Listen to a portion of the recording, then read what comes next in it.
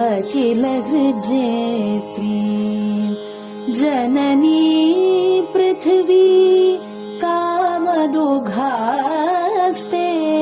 जननी पृथ्वी कामदुघास्ते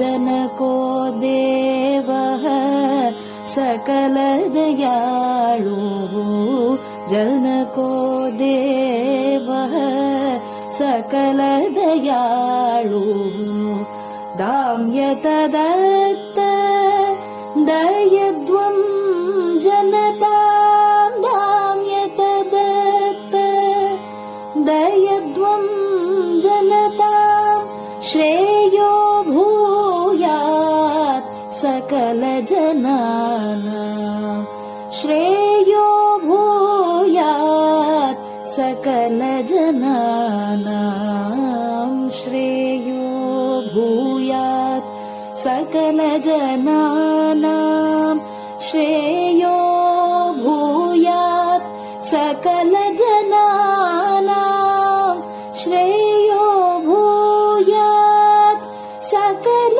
जनानां. பெரிவாசரணம். மைத்ரீம் பஜத. பாடியவர் குமாரி சிவஸ்ரீ ஸ்கந்தபிரசாத். பெரியவா சரணம். வணக்கம். பெரியவா வானொலியின் காலை நிகழ்ச்சிகளுக்கு உங்களை அன்புடன் வரவேற்கிறோம். முதலில் பெரியவா சுப்பிரபாதம். பெரியவாச்சரணம். பெரியவா சுப்பிரபாதம். பாடியவர் ஸ்ரீமதி லதா ஸ்ரீதரன் அவர்கள்.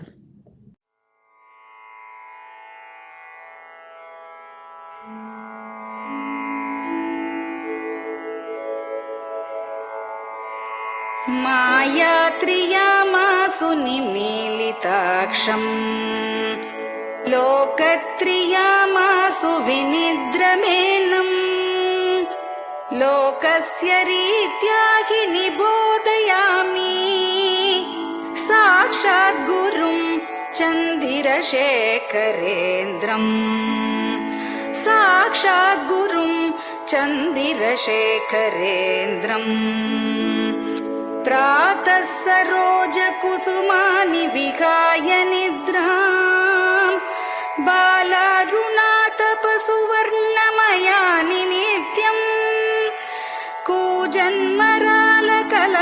सरवैः स्तुवन्ति श्रीचन्द्रशेखर गुरो तव सुप्रभातम् श्रीचन्द्रशेखर गुरो तव सुप्रभातम्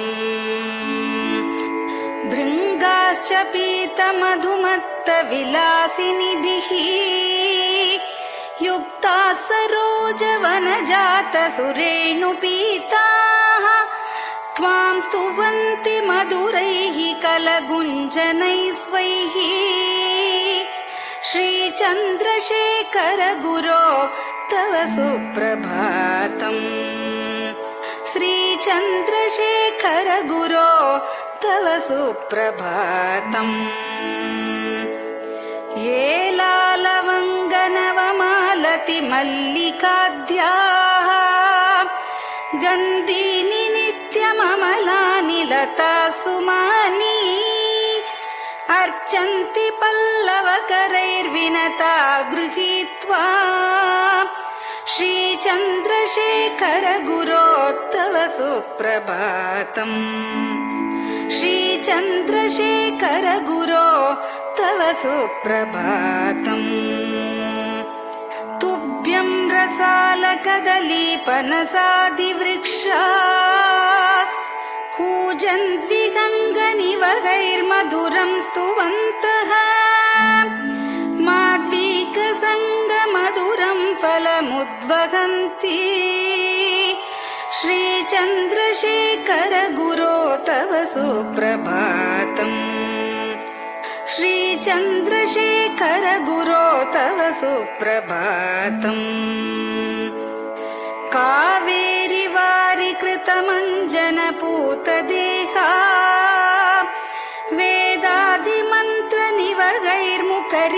वेदादिमन्त्रनिवगैर्मुखरीकृताशाः विप्रास्तुवन्ति सततं नतमस्तकात्माम्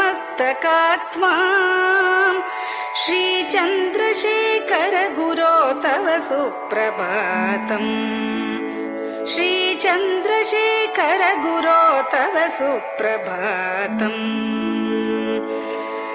भक्ताश्च ते विहितकर्मचया विशुद्धाः भक्त्यार्जिताखिल विशिष्टफलैकहस्ताः त्वद्दर्शनमगकरं परिलब्धुकामाः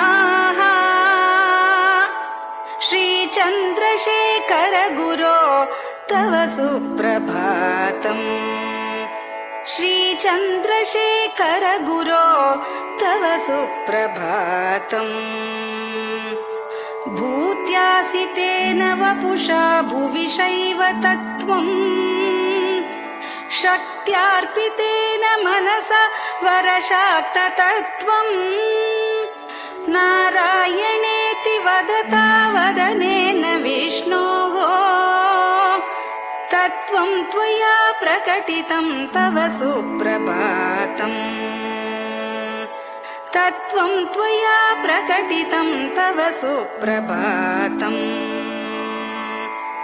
स्वामिन् पदाब्जमधुपा इव भक्तलोकाः सेवां विधातुमधुना तव जागरूकाः उत्तिष्ठ पङ्कजपदानि निधाय भूमौ पूर्वं वदामि विनतस्तव सुप्रभातम् पूर्वं वदामि विनतस्तव सुप्रभातम् इत्यष्टकं शुभकरं कलिकल्मषघ्नम् भक्तेन केनचिदहो परिजल्पितं च उत्थाय जल्पति नरो विनत प्रभाते सन्मङ्गलानि लभते बहुधातिशीघ्रम् सन्मङ्गलानि लभते बहुधातिशीघ्रम् सन्मङ्गलानि लभते बहुधातिशीघ्रम्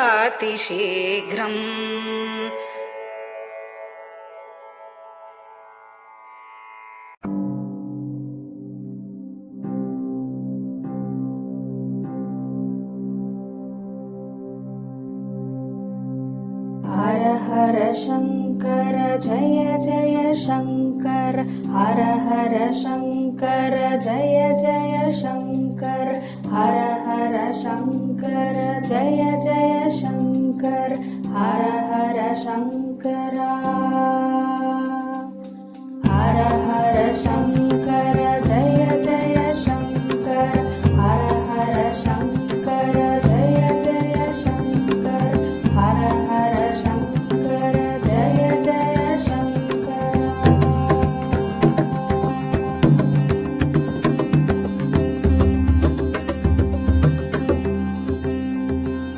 श्रुति स्मृति पुराणानाम् आलयं करुणालयं नमामि भगवत्पादम्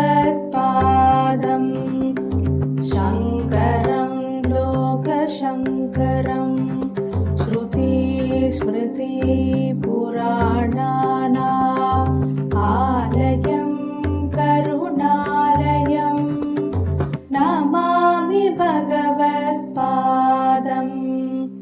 शङ्करं लोकशङ्करम् हर हर शङ्कर जय जय शङ्कर हर हर शङ्कर जय जय शङ्कर हर हर शङ्कर जय जय शङ्कर हर हर शङ्कर हर हर शङ्कर जय जय शङ्कर हर हर शङ्कर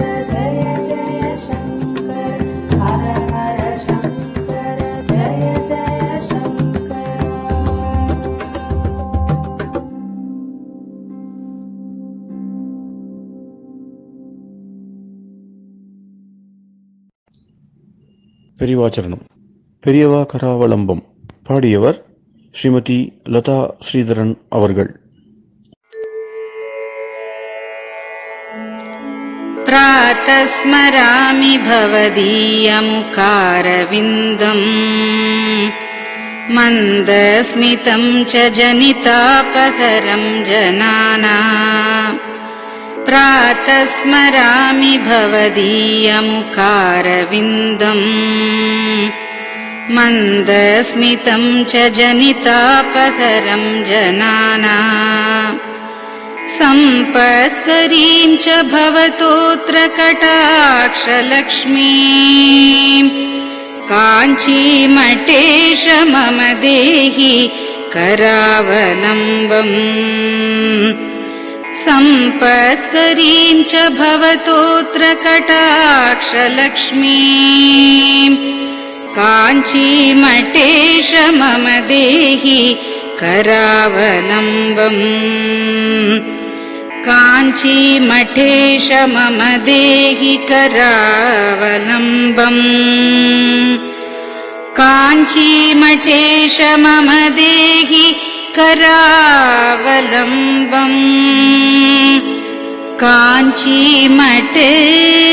मम देहि करावलम्बम् प्रातः स्मरामि कलिदोषहराणि यानि हृद्यानि दिव्यमधुराणि मनोहराणि प्रातः स्मरामि कलिदोषहराणि यानि हृद्यानि दिव्यमधुराणि मनोहराणि वाक्यानि तेऽद्यवदनाम्बुजनिर्गतानि काञ्चीमठेश मम देहि करावलम्बम् वाक्यानि तेऽद्यवदनाम्बुजनिर्गतानि काञ्चीमठेश मम देहि करावलम्बम् काञ्चीमठेश मम देहि करावलम्बम्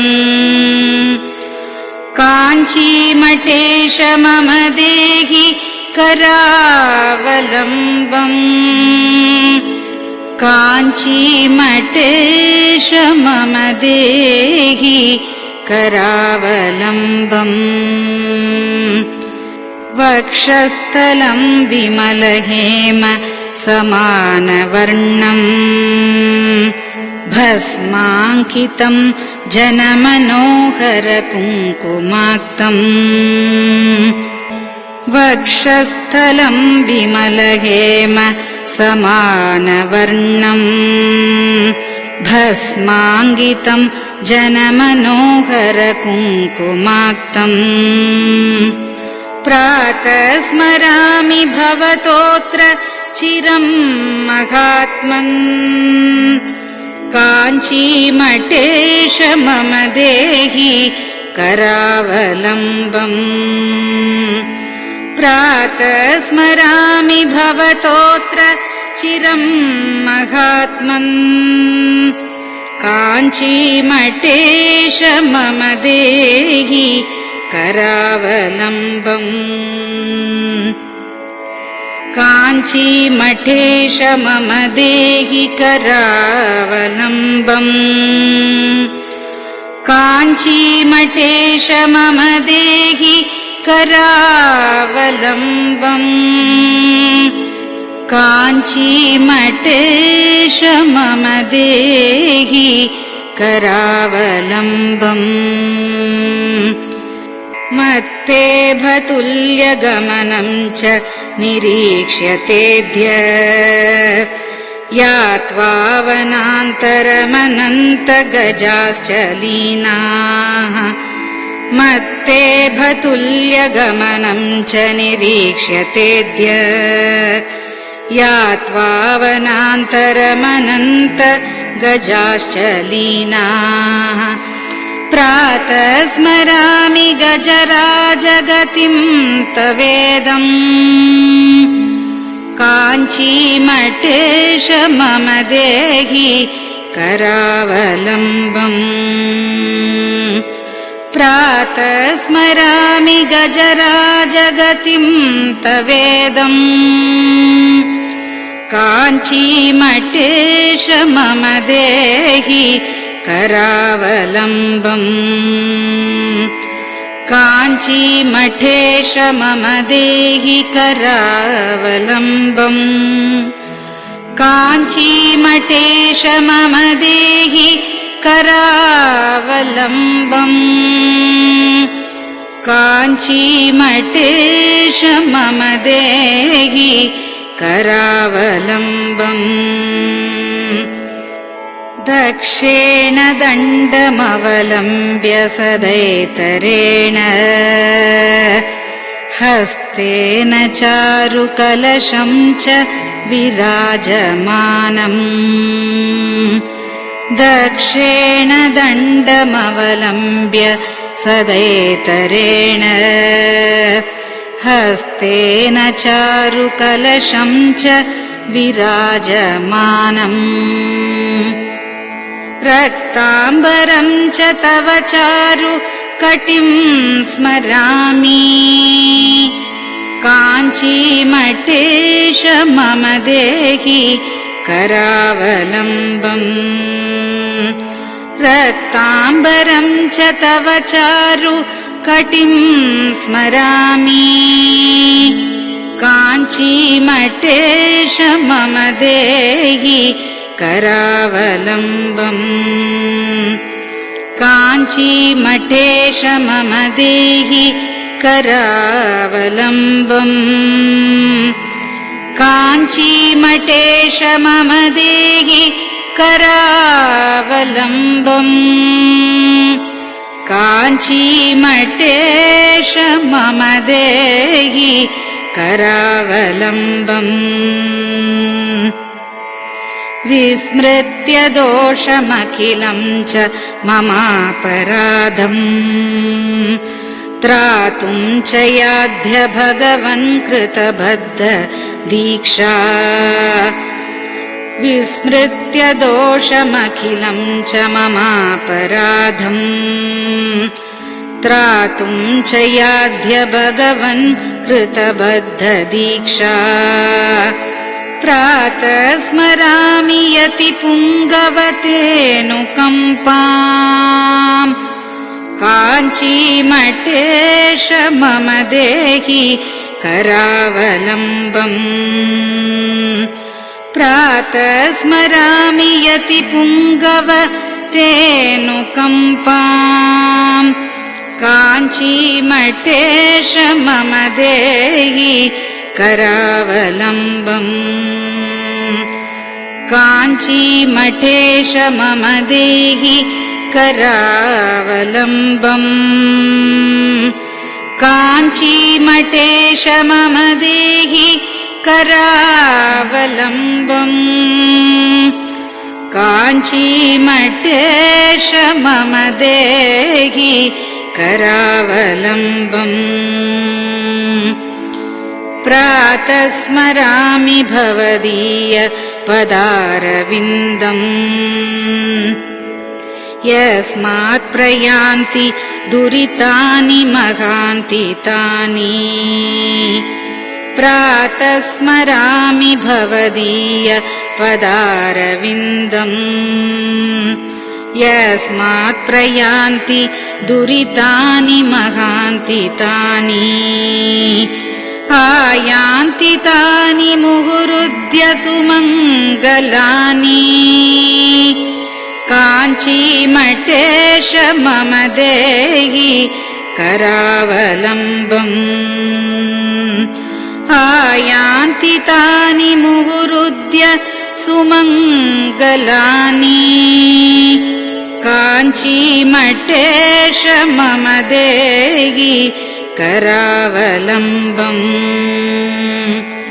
काञ्चीमठेश मम देहि करावलम्बम् काञ्चीमठेश मम देहि करावलम्बम् काञ्चीमठेश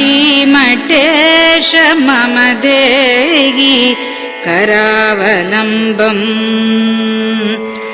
स्नानाश्च पानाश्च निषेवणाश्च ध्यानाश्च पापानिलयं प्रयान्ति स्नानाश्च पानाश्च निषेवणाश्च ध्यानाश्च पापानिलयं प्रयान्ति हे तीर्थपादानुसवं पदं ते तीर्थं च तीर्थीकरणं भजामि हे तीर्थपादानुसवं पदं ते तीर्थं च तीर्थीकरणं भजामि काञ्चीमठेश मम देहि करावलम्बम् काञ्चीमठेश मम देहि करावलम्बम्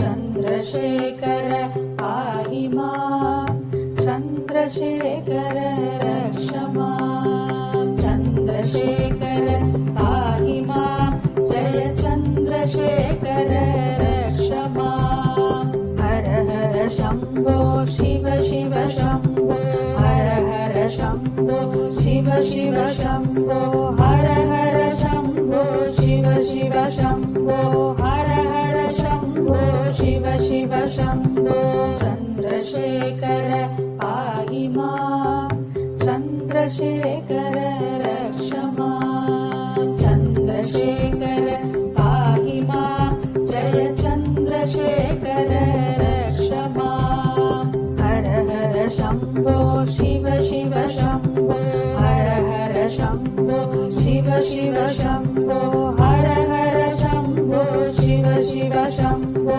हर हर शम्भो शिव शिव शम्भो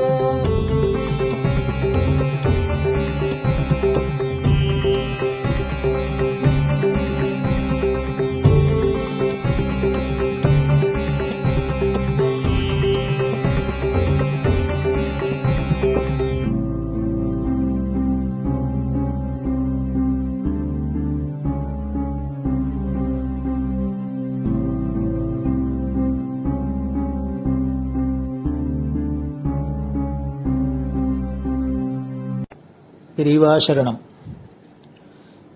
பெரியவா வானொலி நேயர்களுக்காக இந்த கொரோனாங்கிற ஒரு கொடிய நோய் உலகை விட்டு போய் எல்லோரும் ஆரோக்கியமா சௌக்கியமா வாழறதுக்காக ஜெகத்குரு சங்கராச்சாரியர் ஸ்ரீ காஞ்சி காமகோடி பீட்டாதிபதி ஸ்ரீ சங்கர விஜயேந்திர சரஸ்வதி பாலபிரிவா இந்திராட்சி சிவகவச்சம் அப்படிங்கிற ஒரு ஸ்லோகத்தை பாராயணம் பண்ண சொல்லியிருக்கா. அதனால குரு ஆணைப்படி இந்த இந்திராட்சி சிவகவச்ச ஸ்லோகத்தை பெங்களூர் பசவங்குடி ஸ்ரீ சத்குரு வேத பாடசாலை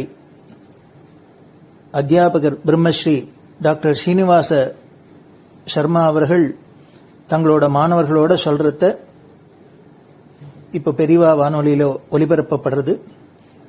இதை கேட்டாலே இது ஒலிக்கிற இடத்துலேருந்தே வியாதி முதலான சகல கஷ்டங்களும் போகும் அப்படின்னு மகாபெரிவாளும் சொல்லியிருக்கா,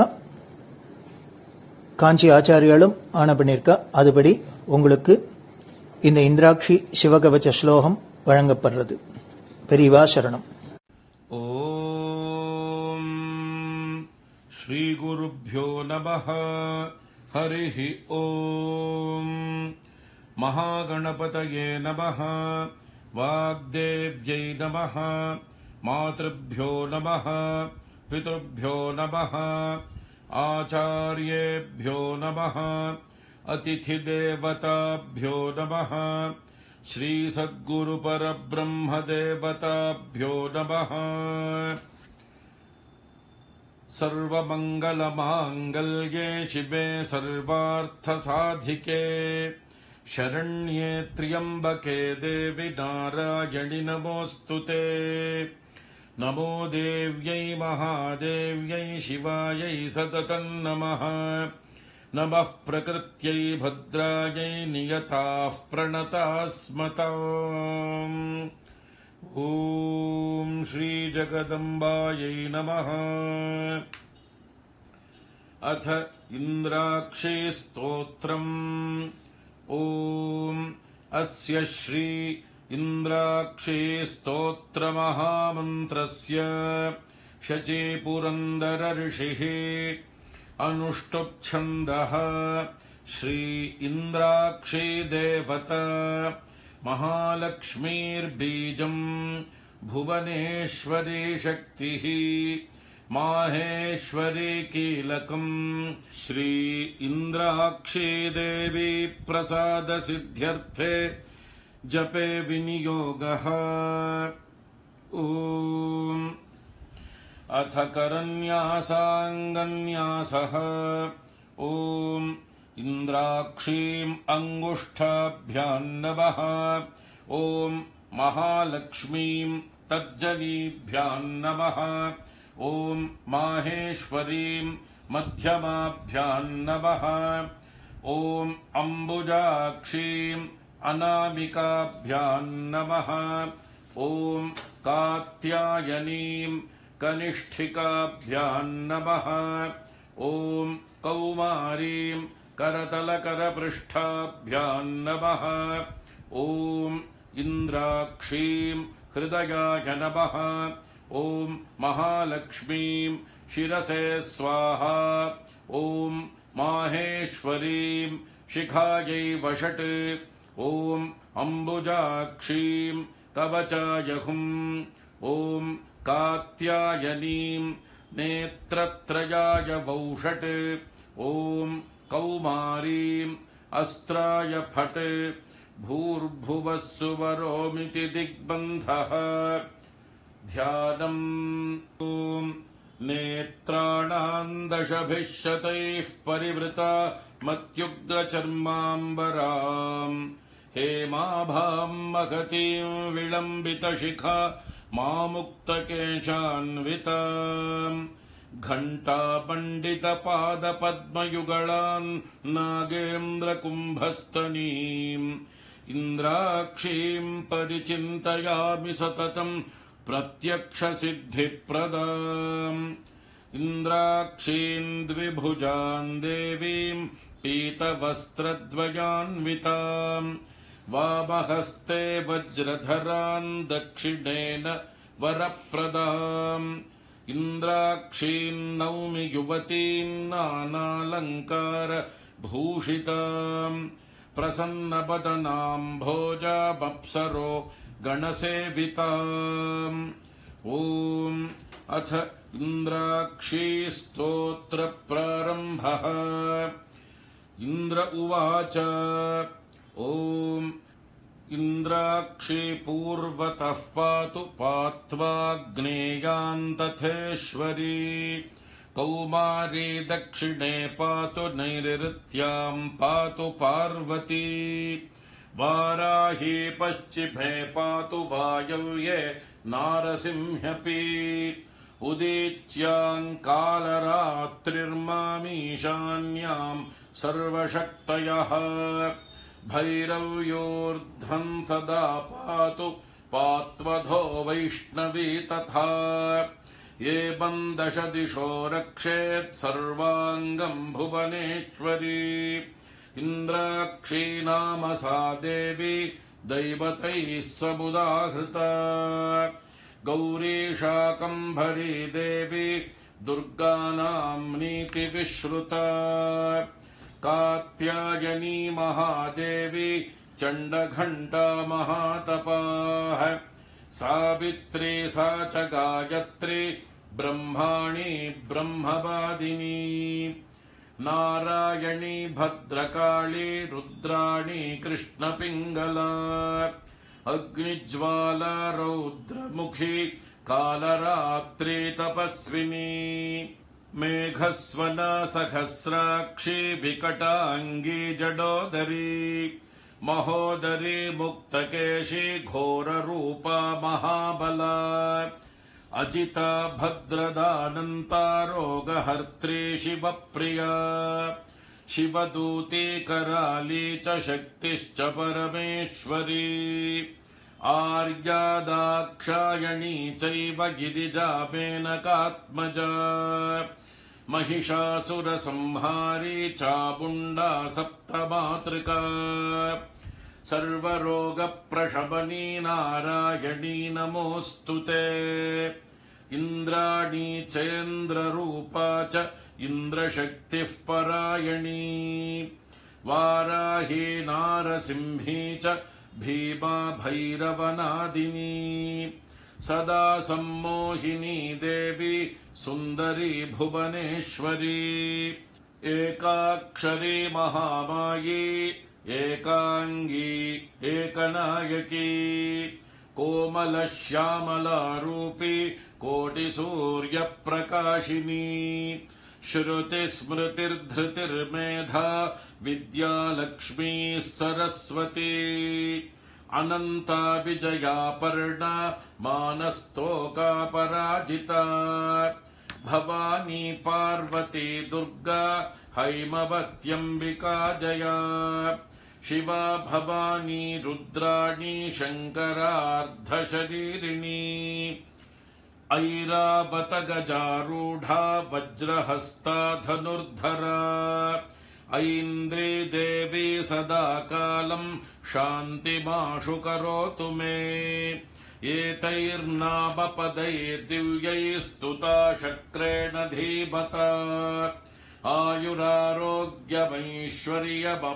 आयुरारोग्यमैश्वर्यमपमृत्युभयापहम् क्षयापस्मारकुष्ठादि तापज्वरनिवारणम् शीतज्वरनिवारणमुष्णज्वरनिवारणम् सन्निज्वरनिवारणम् सर्वज्वरनिवारणम् सर्वरोगनिवारणम् सर्वशत्रुनिवारणम् महाभयनिवारणम् मनःक्लेशनिवारणम् शतमावर्तयेद्यस्तु मुच्यते व्याधिबन्धनात् आवर्तयन् सहस्रम् तु लभते वाञ्छितम् फलम् एतत्स्तोत्रम् जपेन्नित्यम् सर्वव्याधिविनाशनम् रणे राजभये चोरे सर्वत्र विजयी भवेत् सर्वमङ्गलमाङ्गल्ये शिवे सर्वार्थसाधिके शरण्ये त्र्यम्बिके गौरि नारायणि नमोऽस्तु ते त्रिपाद्भस्म प्रहरणस्त्रिशिरा रक्तलोचनः स मे प्रीतः सुखम् दद्यात् सर्वाभय पतिर्ज्वरः ज्वरम् च ज्वरसारम् च ज्वरातिसारमेव च सन्निपातज्वरम् चैव शीतोष्णज्वरमेव च कौबेरम् ते मुखम् रौद्रम् नन्दिमन्नन्दिमावह ज्वरम् मृत्युभयम् घोरम् ज्वरम् नाशय मे ज्वर ॐ भस्मायुधाय विद्महे रक्तनेत्राय धीमहि तन्नो ज्वरहरः प्रचोदयात्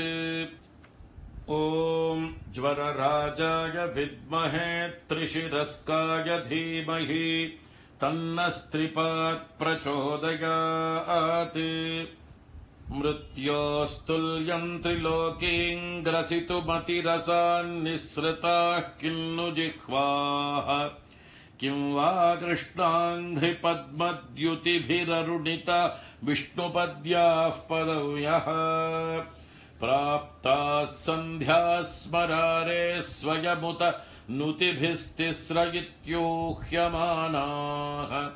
दिव्यैर्देव्यास्त्रिषु लक्षत महिषजुषो रक्तधारा जयन्ती मातर्मे मधुकैटभग्नि महिषप्राणापहारोद्यमे हेला निर्मित धूम्रलोचन वधे हे चण्डमुण्डार्दिनी निःशेषीकृत रक्तबीजदनुजे नित्ये निशुम्भापहे शुम्भध्वंसिनि संहराशु दुरितन् दुर्गे नमस्तेऽम्बिके अष्टौ भुजाङ्गीम् महिषस्य मर्दिनीम् सशङ्गचक्राम् शरशूलधारिणीम् तान् दिव्ययोगीम् सखजातवेदसीम् दुर्गाम् सदाहम् शरणम् प्रपद्ये महिषमस्तकनृत्यविनोदनस्फुटरणन्मणिनूपुरमेखला जननरक्षणमोक्षविधायिनी जयतु शुम्भनिशुम्भनिषूदिनी ब्रह्माणी कमलेन्दु सौम्यवदना माहेश्वरी लीलया कौमारी रिपुदर्पणाशनकरी चक्रायुधा वैष्णवी वाराही घनघोर घर्घरमुखी दंष्ट्री च चक्रायुधा चामुण्डा गणनाथ रुद्रसहिता रक्षन्तु माम् मातरः उद्धतौ मधुकैटभौ महिषासुरन्तु निहत्यतम् धूम्रलोचन चण्डमुण्डक रक्तबीज मुखांश्च तान् दुष्टशुम्भ निशुम्भमर्दिनि नन्दितामरवन्दिते बिष्टपत्रय पुष्टिकारिणि भद्रकाळि नमोऽस्तु ते लक्ष्मी प्रदान समये नवविद्रुमाभाम् विद्या प्रदान समये शरदिन्दुशुभ्राम् विद्वेषि वर्ग विजये पितमालनिलाम् देवीम् त्रिलोकजननीम् शरणम् प्रपद्ये ॐ महादेव्यै च विद्महे सर्वसिद्ध्यै च धीमहि तन्नो देवी प्रचोदयात् ॐ श्रीं मं महादेव्यै नमः इतीन्द्राक्षी स्तोत्रम् ॐ इन्द्राणी मासु नारिषु सुभगा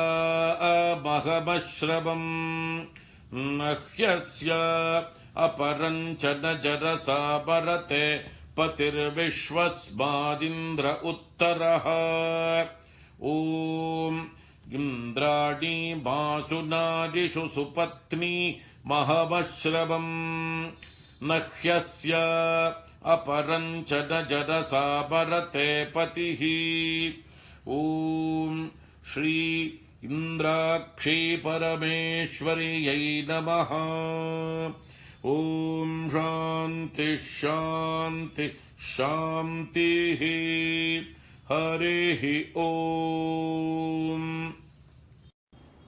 ॐ श्रीगुरुभ्यो नमः हरिः ॐ महागणपतये नमः वाग्देव्यै नमः मातृभ्यो नमः पितृभ्यो नमः आचार्येभ्यो नमः अतिथिदेवताभ्यो नमः श्रीसद्गुरुपरब्रह्मदेवताभ्यो नमः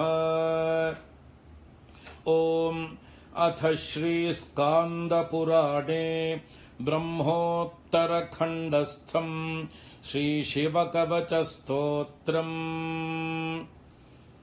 ॐ वागर्थाविपसम्पृक्तौ वागर्थप्रतिपत्तये जगतः पितरौ वन्दे पार्वती परमेश्वरौ माता च पार्वती देवी पिता देवो महेश्वरः बान्धवाः शिवभक्ताश्च स्वदेशो भुवनत्रयम् मृत्युञ्जयाय रुद्राय नीलकण्ठाय शम्भवे अमृतेशाय शर्वाय महादेवाय ते नमः। ॐ श्रीसाम्ब सदाशिव परब्रह्मदेवताभ्यो नमः। अस्य श्रीशिवकवचस्तोत्रमहामन्त्रस्य ऋषभयोगीश्वर ऋषिः अनुष्टुप्छन्दः श्रीसाम्ब सदाशिवो देवता ह्रां बीजम् ह्रीं शक्तिः ह्रूं कीलकम् श्रीसाम्ब सदाशिव प्रीत्यर्थे शिवकवचस्तोत्र जपे विनियोगः। अथ करन्यासः। ॐ नमो भगवते ज्वलज्ज्वालामालिने ॐ ह्रां सर्वज्ञशक्तिधाम्ने ईशानात्मने अङ्गुष्ठाभ्यां नमः। ॐ नमो भगवते ज्वलज्ज्वालामालिने ॐ नं ह्रीं नित्यतृप्तिधाम्ने तत्पुरुषात्मने तर्जनीभ्यां नमः। ॐ नमो भगवते ज्वलज्ज्वालामालिने ॐ मं ह्रूं अनादिबोध शक्तिधाम्ने अघोरात्मने मध्यमाभ्यां नमः। ॐ नमो भगवते ज्वलज्ज्वालामालिने ॐ शिं ह्रैं स्वतन्त्रशक्तिधाम्ने वामदेवात्मने अनामिकाभ्यां नमः। ॐ नमो भगवते ज्वलज्ज्वालामालिने ॐ वां ह्रौं नित्यमलुप्तशक्तिधाम्ने सद्योजातात्मने कनिष्ठिकाभ्यां नमः। ॐ नमो भगवते ज्वलज्ज्वालामालिने ॐ यं ह्रः अनन्तशक्तिधाम्ने सर्वात्मने करतलकरपृष्ठाभ्यां नमः। अथाङ्गन्यासः। ॐ नमो भगवते ज्वलज्ज्वालामालिने ॐ ह्रां सर्वज्ञशक्तिधाम्ने ईशानात्मने हृदयाय नमः। ॐ नमो भगवते ज्वलज्ज्वालामालिने ॐ नं ह्रीं नित्यतृप्तिधाम्ने तत्पुरुषात्मने शिरसे स्वाहा।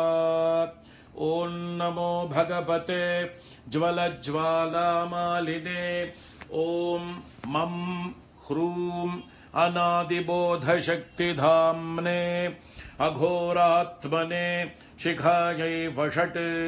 ॐ नमो भगवते ज्वलज्ज्वालामालिने ॐ शिं ह्रैं स्वतन्त्रशक्तिधाम्ने वामदेवात्मने कवचाय हुम्।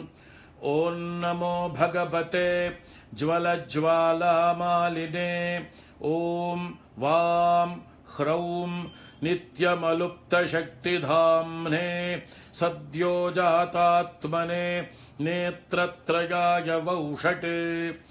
ॐ नमो भगवते ज्वलज्ज्वालामालिने ॐ यं ह्रः अनन्तशक्तिधाम्ने सर्वात्मने अस्त्राय फट्। भूर्भुवः सुवरोमिति दिग्बन्धः। ध्यानम् वज्रदंष्ट्रं त्रिनयनं कालकण्ठमरिन्दमम् सहस्रकरमत्युग्रं वन्दे शम्भुमुमापतिम्। अथापरं सर्वपुराणगुह्यं निःशेषपापौघहरं पवित्रम् जयप्रदं सर्वविपद्विमोचनं वक्ष्यामि शैवं कवचं हितायते। ऋषभयोगीश्वर उवाच नमस्कृत्वा महादेवं विश्वव्यापिनमीश्वरम् वक्ष्ये शिवमयं वर्म सर्वरक्षाकरन् नृणाम् शुचौ देशे समासीनो यथावत्कल्पितासनः जितेन्द्रियो जितप्राणश्चिन्तये शिवमव्ययम् हृत्पुण्डरीकान्तरसन्निविष्टं स्वतेजसा व्याप्तनभोऽवकाशम् अतीन्द्रियं सूक्ष्ममनन्तमाद्यन् ध्यायेत्परानन्दमयं महेशम् ध्यानावधूताखिलकर्मबन्धश्चिरञ्चिदानन्द निमग्नचेताः षडक्षरन्याससमाहितात्मा शैवेन कुर्यात् कवचेन रक्षा अथ कवचस्तोत्रम् ॐ मां पातु देवोऽखिलदेवतात्मा संसारकूपे पतितङ्गभीरे तन्नामदिव्यं वरमन्त्रमूलं धुनोतु मे सर्वघं हृदि स्थम् सर्वत्र मां रक्षतु विश्वमूर्तिर्ज्योतिर्मयानन्द घनश्चिदात्मा अणोरणीयानुरुशक्ति रेकः स ईश्वरः पातु भयादशेषात्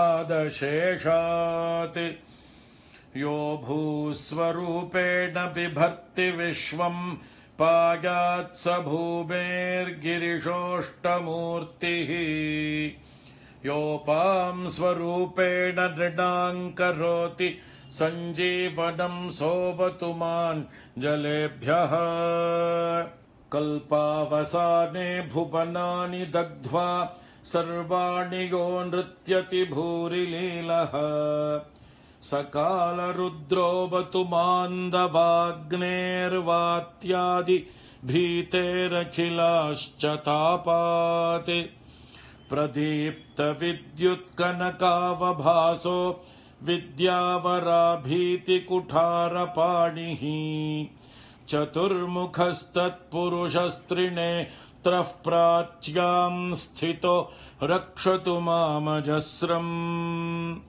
कुठारवेदाङ्कुशपाशशूलः कपालमालाक्ष गुणान्दधानः चतुर्मुखो नीलरुचिस्त्रिनेत्रः पायादघोरो दिशि दक्षिणास्याम् कुन्देन्दुशङ्खस्फटिकावभासो वेदाक्षमालावरदाभयाङ्कः त्र्यक्षश्चतुर्वक्त्र उरुप्रभावः सद्योऽधिजातोऽवतु मां प्रतीच्याम् वराक्षमालाभयटङ्क हस्तः सरोजकिञ्जल्कसमानवर्णः त्रिलोचनश्चारुचतुर्मुखो मां पायादुदीच्यां दिशि वामदेवः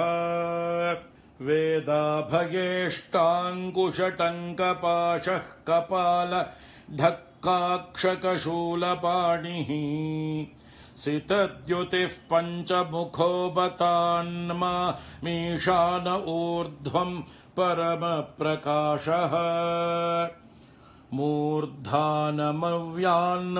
चन्द्र मौळिर्भालं ममाव्यादथ भालनेत्रः नेत्रे ममाव्याद्भगनेत्रहारी नासां सदा रक्षतु विश्वनाथः पायाच्छ्रुति मे श्रुतिगीतकीर्तिः कपोलमव्या सततं कपाली वक्त्रं सदा रक्षतु पञ्चवक्त्रो जिह्वां सदा रक्षतु वेदजिह्वः कण्ठं गिरीशोऽवतु नीलकण्ठः पाणिद्वयं पातु पिनाकपाणिः स्कन्धौर्षस्कन्धगतिश्च सोऽव्यात् पार्श्वद्वयम् पातु सुरासुरेशः दोर्मूलमव्यान्मम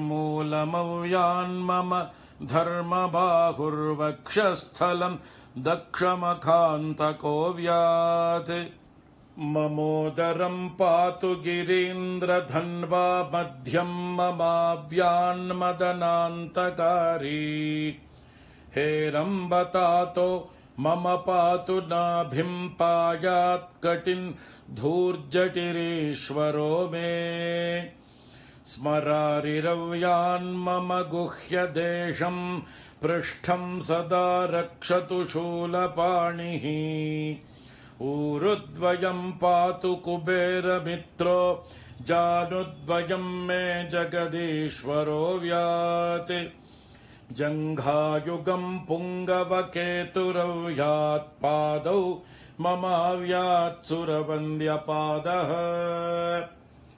महेश्वरः पातु दिनादिया मे माम् मध्ययामेवतु वामदेवः त्रिलोचनः पातु तृतीयया मे वृषध्वजः पातु दिनान्त्यया मे पायान्निषादौ शशिशेखरो माम् गङ्गाधरो रक्षतु मान्निशीथे गौरीपतिः पातु निशावसाने मृत्युञ्जयो रक्षतु सर्वकालम्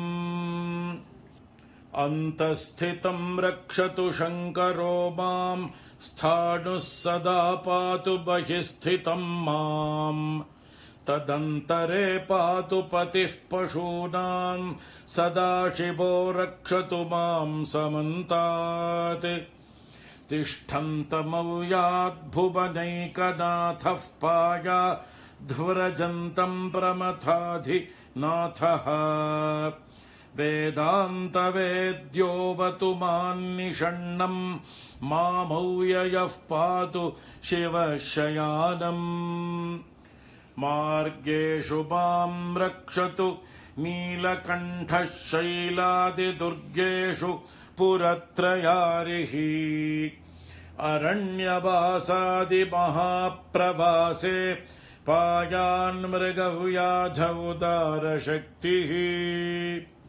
कल्पान्तकालोऽग्र पटुप्रकोपस्फुटाट्टहासोच्चलिताण्डकोशः घोरारिसेनार्णवदुर्निवार महाभयाद्रक्षतु वीरभद्रः पत्यश्वमातङ्ग घटावरूथः सहस्रलक्षायुत कोटिभीषणम् अक्षौहिणीनाम् शतमाततायिनाम् छिन्द्यान्मृडो घोरकुठारधारय निहन्तु दस्यून् प्रलयानलार्चिर्ज्वलत्रिशूलम् त्रिपुरान्तकस्य शार्दूलसिंहर्क्षवृकादिहिंस्रान् सन्त्रासयत्वेषधनुः पिनाकः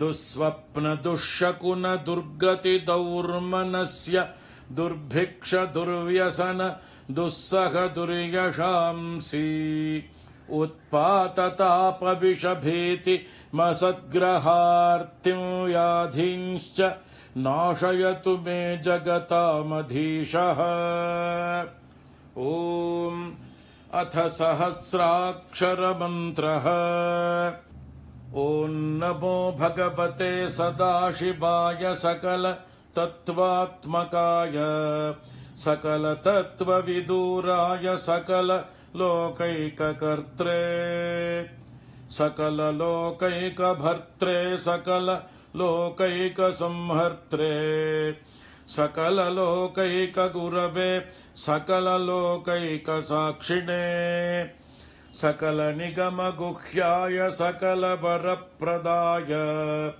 सकल दुरितार्तिभञ्जनाय सकल जगदभयङ्कराय सकल लोकैकशङ्कराय शशाङ्कशेखराय शाश्वतनिजाभासाय निर्गुणाय निरुपमाय निरूपाय निराभासाय निरामयाय निष्प्रपञ्चाय निष्कलङ्काय निर्द्वन्द्वाय निस्सङ्गाय निर्मलाय निर्गमाय नित्यरूपविभवाय निरुपमविभवाय निराधाराय नित्यशुद्धबुद्धपरिपूर्ण सच्चिदानन्दाद्वयाय परमशान्तप्रकाशाय तेजोरूपाय जय जय महारुद्र महारौद्र भद्रावतार दुःखदावदारुण महाभैरव कालभैरव कल्पान्तभैरव कपालमालाधर खट्वाङ्गखड्ग चर्मपाशाङ्कुशढमरुशूल चापबाणगदाशक्ति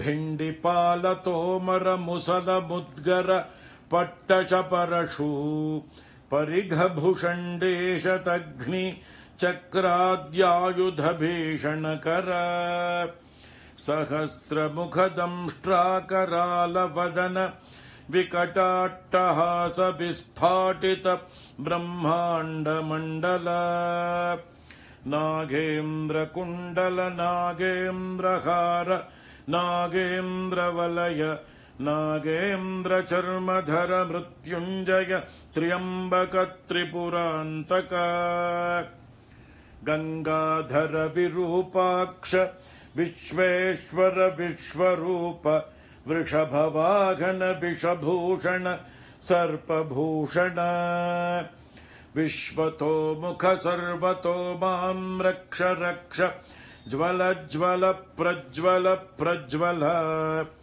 महामृत्युभयमपमृत्युभयन्नाशय नाशय रोगभयमुत्सादयोत्सादय विषसर्पभयं शमय शमय चोरान्मारय मारय मम शत्रूनुच्चाटयो चाटय शूलेन विदारय विदारय कुठारेण भिन्धि भिन्धि खड्गेन छिन्धि छिन्धि खट्वाङ्गेन विपोथय विपोथय मुसलेन निष्पेषय निष्पेषय बाणैः सन्ताडय सन्ताडय रक्षांसि भीषय भीषय भूतानि विद्रावय विद्रावय कूष्माण्डवेतालमारीगण ब्रह्मराक्षसान् सन्त्रासय सन्त्रासय ममाभयं कुरु कुरु वित्रस्तं मामाश्वासयाश्वासय नरकभयान् मामुद्धारयोद्धारय सञ्जीवय सञ्जीवय क्षुतृष्णार्तं मामाप्याययाप्यायय दुःखातुरं मामानन्दयानन्दय शिवकवचेन मामाच्छादयाच्छादय हर हर मृत्युञ्जय त्र्यम्बक सदाशिव नमस्ते नमस्ते नमस्ते ॐ अथ फलश्रुतिः ऋषभयोगीश्वर उवाच इत्येतत्कवचं शैवं वरदं व्याहृतं मया सर्वबाधाप्रशमनं रहस्यं सर्वदेहिनां यः सदा धारयेन्मर्त्यश्चैवं कवचमुत्तमम् न तस्य जायते क्वापि भयं शम्भोरनुग्रहात् क्षीणायुर्मृत्युमापन्नो महारोगहतोऽपि वा सद्यः सुखमवाप्नोति दीर्घमायुश्च विन्दति सर्वदारिद्र्यशमनं सौमङ्गल्यविवर्धनम् यो धत्ते कवचं शैवं सदेवैरपि पूज्यते महापातकसङ्घातैर्मुच्यते चोपपातकैः देहान्ते शिवमाप्नोति शिवर्मानुभावतः त्वमपि श्रद्धया वत्स शैवं कवचमुत्तमम् धारयस्व मया दत्तं सद्यः श्रेयो ह्यवाप्स्यसि सूत उवाच इत्युक्त्वा ऋषभो योगी तस्मै पार्थिवसूनवे ददौ शङ्खं महारावं खड्गं चारिनिषूदनम् पुनश्च भस्म सम्मन्त्र्य तदङ्गं सर्वतो स्पृशत् गजानां 6,000 द्विगुणं च बलं ददौ भस्म प्रभावात् सम्प्राप्त बलैश्वर्यधृतिस्मृतिः स राजपुत्रः शुशुभे शरधर्क इव श्रिया तमाह प्राञ्जलिं भूयः स योगी राजनन्दनम् एष खड्गो मया दत्तस्तपो मन्त्रानुभावतः शितधारमिमं खड्गं यस्मै दर्शयसि स्फुटम् स सद्यो म्रियते शत्रुः साक्षान् मृत्युरपि स्वयम् अस्य शङ्खस्य निर्ह्रादं ये शृण्वन्ति तवाहिताः ते मूर्छिताः पतिष्यन्ति न्यस्तशास्त्र विचेतनाः खड्गशङ्खाभिमौ दिव्यौ परसैन्यविनाशिनौ आत्मसैन्यस्य पक्षाणां शौर्यतेजोभिवर्धनौ एतयोश्च प्रभावेन शैवेन कवचेन च 2,600 नागानां बलेन महतापि च भस्मधारणसामर्थ्याच्छत्रुसैन्यं विजेष्यसि प्राप्त्य सिंहासनं पित्र्यङ्गोप्तासि पृथिवीमिमाम् इति भद्रायुषं सम्यगनुशास्य समातृकम् ताभ्यां सम्पूजितः सोऽथ योगी स्वैरगतिर्ययौ इति श्रीस्कान्दपुराणे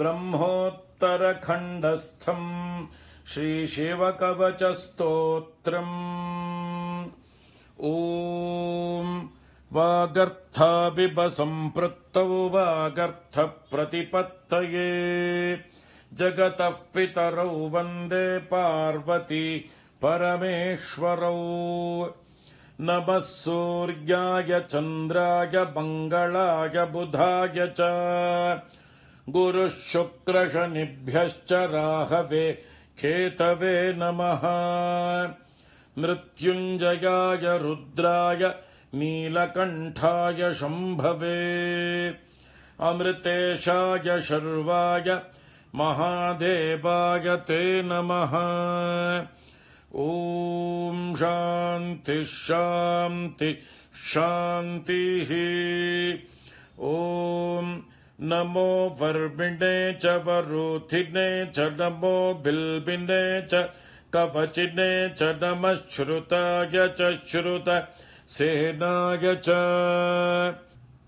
नमः शम्भवे च मयो भवे च नमः शङ्कराय च मयस्कराय च नमः शिवाय च शिवतराय च ॐ त्वं तुरीया वशिनी वशासि सकृद्य त्वा मनसा गर्भ आशयत् वशात् त्वं वशिनी गच्छ देवान् सत्याः सन्तु यजमानस्य कामाः समस्तसन्मङ्गलानि भवन्तु ஓம் சாந்தி ஷாந்தி ஷாந்திः. ஸ்ரீ குருभ्यो நமः. ஹரிः ஓம் தத்சத். சர்வம் ஸ்ரீகிருஷ்ணார்ப்பணமஸ்து.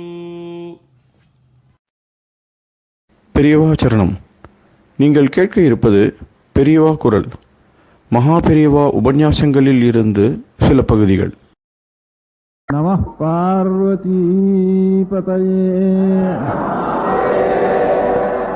கோவிந்தநாம சங்கீர்த்தனம். ஒவ்வொரு காரியம் ஒவ்வொரு சமூகத்திடத்துல ஒப்படைக்கப்பட்டிருக்கு. இந்த மாதிரி வேதத்தை ரட்சிக்க வேண்டிய ஒரு காரியம், அநேக காரியங்களில் ஒரு காரியம். அந்த வேதத்தை ரட்சிக்கிற காரியத்தை ஒரு சமூகம் பொறுப்படுத்தின்னு இருக்கு. அந்த வேதங்கிறது உலகத்துக்கு ஒரு தீவுட்டி போல, வெளிச்சத்தை போல. இந்த வெளிச்சம் நேரம் தான் பாக்கி காரியங்கள்லாம் சரியா நடக்கும். ஒரு வெளிச்சம் நேரம் போனா இருட்டா இருந்ததுன்னா இருட்டில் ஒரு காரியமும் சரியா நடக்காது. அது மாதிரி எல்லா காரியங்களுக்கும் வெளிச்சத்தை கொடுக்கக்கூடியது ஒரு விளக்கு ரட்சிக்கிறது. அந்த விளக்கு ரட்சிக்கிற காரியம் ஒரு சமூகத்தினிடத்துல கொடுத்துருக்கா. அந்த சமூகத்தை சேர்ந்தா அந்த காரியத்தை சரியா செய்யலைன்னா அப்புறம் அவளுக்கு பாக்கி எல்லா காரியமும் குழப்பமா போயிடும்.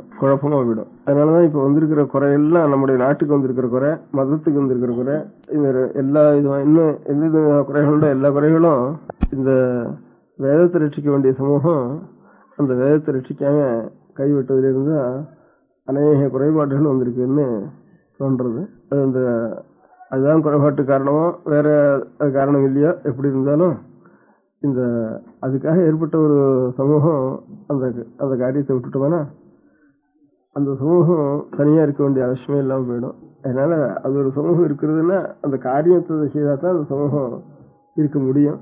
சமூகம் இருக்கிறோங்கிறதுக்காக காரியம் செய்யணும்னு அவசியம் இல்லை.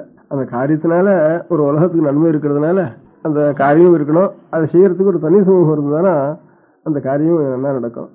அந்த மாதிரி ஒரு பெரிய கடமை நமக்கு இந்த வேதத்தை அணையாம ரட்சிக்க வேண்டியது நம்முடைய பெரிய கடமை. அந்த கடமையை நாம் எல்லாம் செய்யணும். செய்வதற்கு அந்த கடமையை நாம் செய்துட்டு இருந்தா குடும்பத்தினுடைய சந்தோஷம் எப்படி நடக்குங்கிற ஒரு பயத்தினாலதான் அநேகம் பேர் நம்முடைய கடமைன்னு தெரிஞ்சாலும் கூட அந்த காரியத்துல சரியா செய்ய முடியாம மனசுக்கும் கஷ்டப்பட்டு செய்யவும் முடியாம கொஞ்சம் அது ஒரு குழப்பமான ஒரு நிலைமையில இருந்துருக்கா. அதனால மனசுல கொஞ்சம் சந்தோஷம் இருக்கு. இவ்வளவு 1000ல் ஒருவராவது கொஞ்சம் தன்னுடைய ஆயுசு முழுக்க வேதத்தை அத்தியனம் பண்ணி இந்த கர்மானுஷ்டானங்களையும் பண்ணிட்டு சில பேர் இருக்காள. அதுல இருந்து மனசுல எல்லாருக்கும் பொதுவா ஒரு சந்தோஷம் இருக்கு. அப்பேற்பட்டவால நாம் குணமும் அதோட படிப்போட குணமும் சேர்ந்துட்டு இருந்தோன்னா அவளை நாம் போய் ஆதரிக்கணும், அவளுடைய அனுகிரகத்தை பெற்று தருவணும் அப்படிங்கிற ஆசையும் உலகத்துல சில பேருக்கு இருந்துட்டு இருக்கு. நாம் தான் படிக்காம போயிட்டோம்.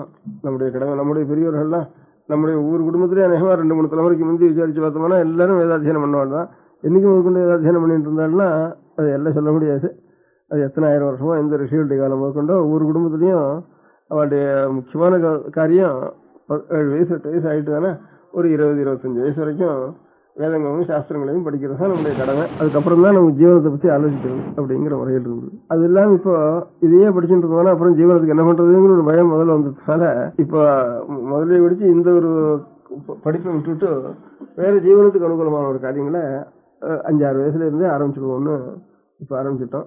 அதனால நமக்கு ஒரு தனி சமூகம் இருந்தானா அதனுடைய காரியம் என்னவோ தனி சமூகம் இருக்க வேண்டிய அவசியம் உள்ளது. ஒரு காரியம் இருந்தால் தான் தனி சமூகம் இருக்கணும், இல்லைன்னா ஒரு தனி சமூகம் இருக்க வேண்டிய அவசியம் இல்லை. அந்த தனி சமூகம் இருக்க வேண்டிய அவசியத்தினுடைய காரணமான ஒரு காரியத்தை நம்ம விட்டுவிட்டு இதர காரியங்களை இப்ப நடத்திட்டு இருக்கோம். ஆனாலும் நான் கீழே சொன்ன மாதிரி சில பேராவது இவ்வளவு 1000ல் ஒருவராவது செஞ்சுட்டு இருந்தாலும் அது மனசுக்கு ஒரு சந்தோஷமா இருக்கு.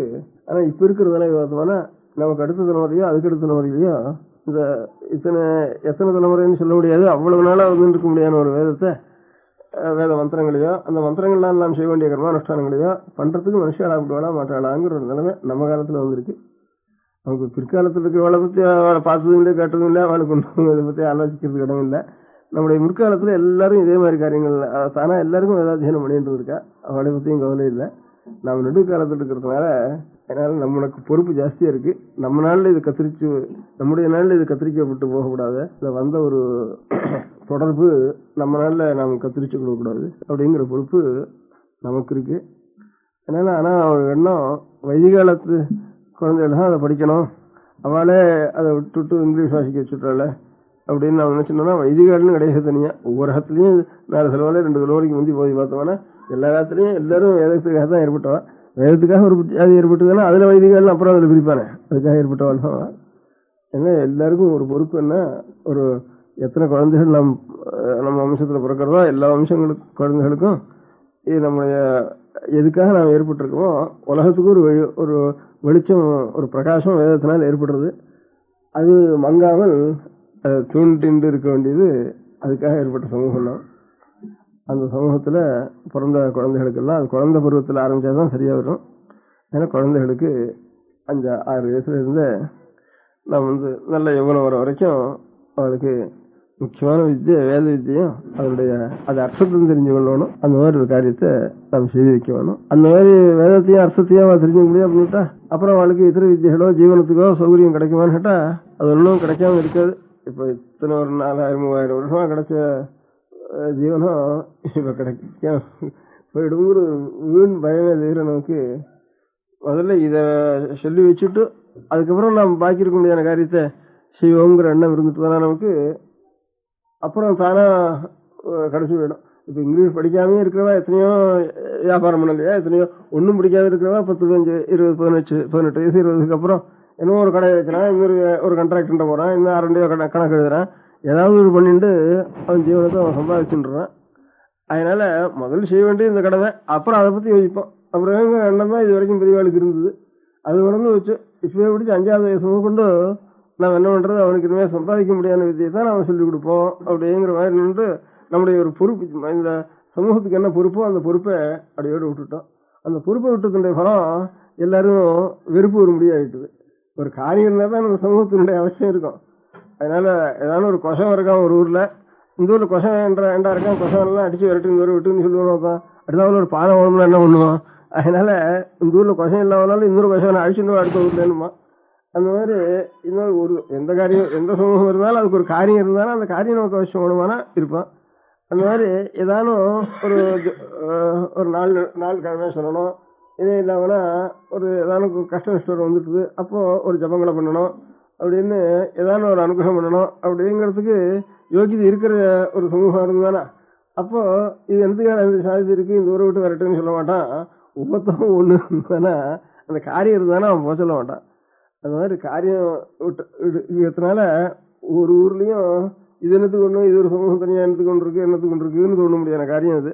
இதே ஒரு 1000 வருஷத்துக்கு எந்த ஊர்ல பிராமணால் இருக்கா அவளை அழிச்சுன்னா வீட்டுல அவளுக்கு வீடு கட்டி கொடு, அவளுக்கு நிலம் வாங்கி கொடு அப்படின்னு அவன் வேற காரியம் இல்லாம தபசும் பண்ணிட்டு அவ ஞானத்தையும் பரப்பிண்டு கேட்டவாளுக்கு நல்ல விஷயங்களையும் சொல்லிட்டு தானும் தபஸ் பண்ணிட்டு இதர மாதிரி கண்டபடி ஆகாரம் பண்றதுக்காகவும் சம்பாதிக்கிறதுக்காக மாத்திரம் நாம் இருக்கோங்கிற எண்ணம் இல்லாமல் நம்முடைய கடமையே பணம் கிடைக்கட்டும் கிடைக்காத போட்டோம், நாம் இந்த காரியம் செய்யணும். அப்புறம் சுவாமி நம்ம கொடுக்காம போற அது நம்ம கவலை இல்லை அப்படிங்கிற எண்ணத்தோட அவ பரிபாலனம் பண்றதுனால அவ ஒரு நாளும் குறவில்லாம ஊருக்கும் க்ஷேமமா இருந்தது, அவளுக்கும் க்ஷேமமா இருந்தது.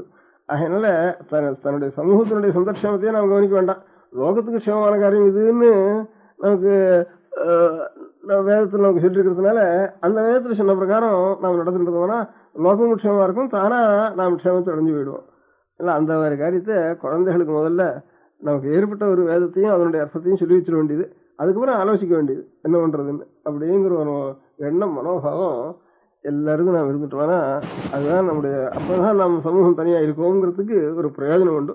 இல்லைன்னா சமூகம் வெறும் இது உபதிரவமா இருக்குங்கிற சமூகம்னு தான் எங்க பார்த்தாலும் கஷ்டங்களும் இருப்போம், நமக்கும் கஷ்டம் புறத்தையாருக்கும் கஷ்டம், நாமும் கஷ்டப்பட்டு புறத்தையாரும் கஷ்டப்பட்டு ஒரு சமூகம் என்னத்துக்கா இருக்கணும் அப்படிங்கிற ஒரு நிலம் வந்துட்டுருது. இதே நம்முடைய அந்த சமூகத்தினுடைய காரியம் என்ன, அந்த காரியத்தை நம்ம பண்ணிட்டோம்னா நமக்கும் கஷ்டம் இல்லை புறத்தையாருக்கும் கஷ்டம் இல்லை, அவளுக்கும் ஆனந்தமா இருப்போம். எல்லா சமூகத்துக்காரிலும் இந்த சமூகத்துக்காக தான் எல்லாரும் சத்திரம் போட்டான். ஒவ்வொருத்தரும் ஒரு 10 ஜாதி இருந்தானா 10 ஜாதிக்காரனும் தன்னுடைய ஜாதிக்காக சத்தம் போட்டுக்கல. ஒரு ஊர்லயும் எல்லாரும் பிராமணர்களுக்காக தான் சத்தம் போட்டு இருந்தா. அதனால அவ சமூகத்துக்காக இங்கே சாப்பிட்டு பிரசாதம் கொடுத்தா வாங்கிட்டு போறோம் அப்படின்னுட்டு வெளியில இருந்துட்டு வாங்கிட்டு போயிட்டு இருந்தா. அதுக்காக இப்போ அவ சத்திரம் கட்டினா கூட நாம் போறதுக்கு இல்லை, நாம் ஹாஸ்டல் தான் போய் வசிக்கிறோம், அங்கதான் சாப்பிடுவோம்ட்டா அது சத்திரமும் கூட போகுது. அதனால சரி இன்னும் அவ சமூகத்துக்கு பையன்கள் வாசிக்கிறதுக்கு அந்த பையன்களுக்கு ஹாஸ்டலுக்கு உபயோகப்படுத்திடுவது அப்படிங்கிற ஒரு முறையில இப்ப கொண்டு வந்துட்டா. அதனால அவ பண்றதுக்கோ இந்த சமூகம் க்ஷேமமா இருக்கிறதுக்கோ நாம் செய்யறது இப்போ அவளுக்கு போட்டியாக செய்யறதுக்காக ஒன்றும் செய்யல. லோகத்துக்கு முழுக்க க்ஷேமம், வேதத்தை ரட்சிக்கிறதும் வேதோக்தமான அனுஷ்டானம் பண்றதும். வேதத்தை ரட்சிக்கணும், அதில் சொல்ல முடியாத ஒரு தபஸை நாம் செய்யணும் அப்படிங்கிறது நமக்கு அது தெரிஞ்சுக்காதனா அப்படியே அதனுடைய தபஸ் என்ன சொல்லிருக்குங்கிற விஷயமே மறந்து போயிடும் உலகத்துல. அதனால அதை முதல்ல அத்தியனம் பண்ணணும், அதை தெரிஞ்சுக்கணும். அதுதான் முதல் காரியம் பிராமண குழந்தைகளுக்கு. அந்த மாதிரி ஒரு முதல் காரியம். அதுக்கப்புறம் ஆலோசிக்கிறது, வயசானதுக்கு அப்புறம் இப்படி பண்ணிட்டோம், இனிமே ஜீவனத்துக்கு என்ன பண்றதுன்னு பின்னால யோசிக்கிறது. சுவாமி ஜீவனத்துக்கு கொடுத்தா கொடுக்கட்டும், கொடுக்காதனா இந்த சமூகம் வேண்டான்னு சுவாமிக்கு இருந்தாலும் அப்புறம் நான் எனக்கு அதை ரசிக்கணும். அது வண்டி அதை பத்தி யோசிக்க வேண்டிய அவசியம் இல்லை. அப்படி ஒன்றும் லோகத்துக்கெல்லாம் க்ஷேமமா இருக்கிறத சுவாமி வேண்டான்னு சொல்லவே மாட்டாரு. அதனால அவர் பார்த்துக்குவார் அந்த காரியத்தை. அதனால நம்முடைய ஒரு கடமை வேதத்தை ரசிக்கிறதுனா சாஸ்திரம் எல்லாம் சாஸ்திர பையன்லாம் அத்தியனம் தான் பண்ணணும் அப்படின்னு அவளுக்கு ரூல் போட முடியும். நம்மகிட்ட தான் நாமும் சாஸ்திர பையன் தான், அவளும் சாஸ்திர பையன் தான். அதனால சாஸ்திர பையனும் போட முடியாது. அதனால நம்ம இதுல பிறந்தோம் அது எல்லாருமே இப்போ அதே உதாரணங்கள்ல பிரத்யட்ச உதாரணம்னா சொல்றேன். இப்போ பெரிய கம்யூனிஸ்டா போய் பிரதம மந்திரியா வந்திருக்கான் நம்பூரிப்பாடுங்கிறவன். அவன் ஜாதியில நம்பூரிப்பாட்டில் 7வது 7வது வயசு வந்து பூனை போட்டுருவான். 7வது வயசுல பூனை போட்ட உடனே மாந்தோல் தான் மேலே உடுத்தி ஒரு கோவணத்தையும் மாந்தோல் தான் கொடுப்பான். இப்பவும் இப்படிதான் நடக்கிறது. அந்த மாந்தோல் தான் படுத்துக்கணும், ராத்திரி மகளும். 7வது வயசுக்கு 12வது 13 வயசுக்குள்ள அத்தியனம் பூர்த்தி ஆகிடும். அதுக்கப்புறம் அவனுக்கு சமாவர்த்தனம் பண்ணி அவனை இங்கிலீஷோ வாசிக்கப்போ வாசிக்க இல்லாத இருக்கிறதோ சாஸ்திரமோ ஜோசியமோ சங்கீதமோ வீணையோ அது பாட்டுக்கும் அவனை விட்டுருவான். 7 முதல் 12 வரைக்கும் பண்ணி விடுறது. இப்பவும் என்ன பாக்கி குழந்தைகள் என்ன சாதிச்சு விடுறது, ஒன்றும் சாதிக்கிறது இல்லை. 7வது வயசுல இதை போட்டுட்டு உபநயனத்தை பண்ணிட்டு 12வது வயசு வரைக்கும் நம்ம வேதாத்தியனத்தையும் பண்ணி விடுறது சொல்றது. அதுலேருந்து அமரம் சப்தம் அதையும் சொல்லி வச்சு விடுறதுன்னா இந்த 5 வயசுல அநேகம் ஆகிடும் அந்த பால்யத்தில். அதுக்கப்புறம் நம்ம எதை வேணா படிக்க சொல்லலாம், இத்தனை டெக்னிக்கல் கோர்ஸ் வேணாலும் போகலாம். இல்லை ஒரு பெரிய பிரிமியரா கூட வந்துட்டாலும் நேரத்தை அந்த அழகு நம்முடைய கொள்கைக்கே மறுதான கொள்கையா வேணாலும் வந்துட்டான். அப்படி வேணாலும் அதுக்கும் இது ஒன்றும் அடைஞ்சல் இல்லை. நேர விபரீதமா போறது கூட அடைஞ்சல் இல்லை, நாஸ்திகனா போறது கூட அடைஞ்சல் இல்லை. அது என்ன பண்ணிட்டான்னா அதனால இந்த ஒரு காரியத்துக்கும் அடைஞ்சல அவனுடைய கடமை அவன் செஞ்சுட்டு இருந்தாலாம் ஒரு குறையில்லாத நடக்கும். அதனால முதல்ல வேதத்தை சம்ரட்சிக்கிறதுன்னா இப்போ வேதபாஷ்ய சபைன்னு ஆரம்பிச்சு இப்போ 4 நாளா சபை நடக்கிறது. பெரியவெல்லாம் தேசத்துக்குள்ள 6 நாளா வேதங்களையும் தெரிஞ்சுட்டு சாஸ்திரங்களையும் தெரிஞ்சுட்டு அந்த வேதத்தினுடைய அர்த்தத்தை மனசுக்கு வாங்கிக்கிறது யோகியதை இருக்கிறாளோ அவள் எல்லாம் பொறுக்கி அப்படி ஒரு 20-30 நமக்கு கிடைச்சிருக்கா தெய்வ அனுகூலமா. இன்னொரு 10 வருஷமா யோகோட கிடைக்கவாளையும் சந்தேகமாக தான் எனக்கு. அதனால இருக்கிறவளையாவது கொஞ்சம் மேல் மேலே படிக்க சொல்லி அதனால அது அந்த பரீட்சையை 10 பரீட்சையா வச்சு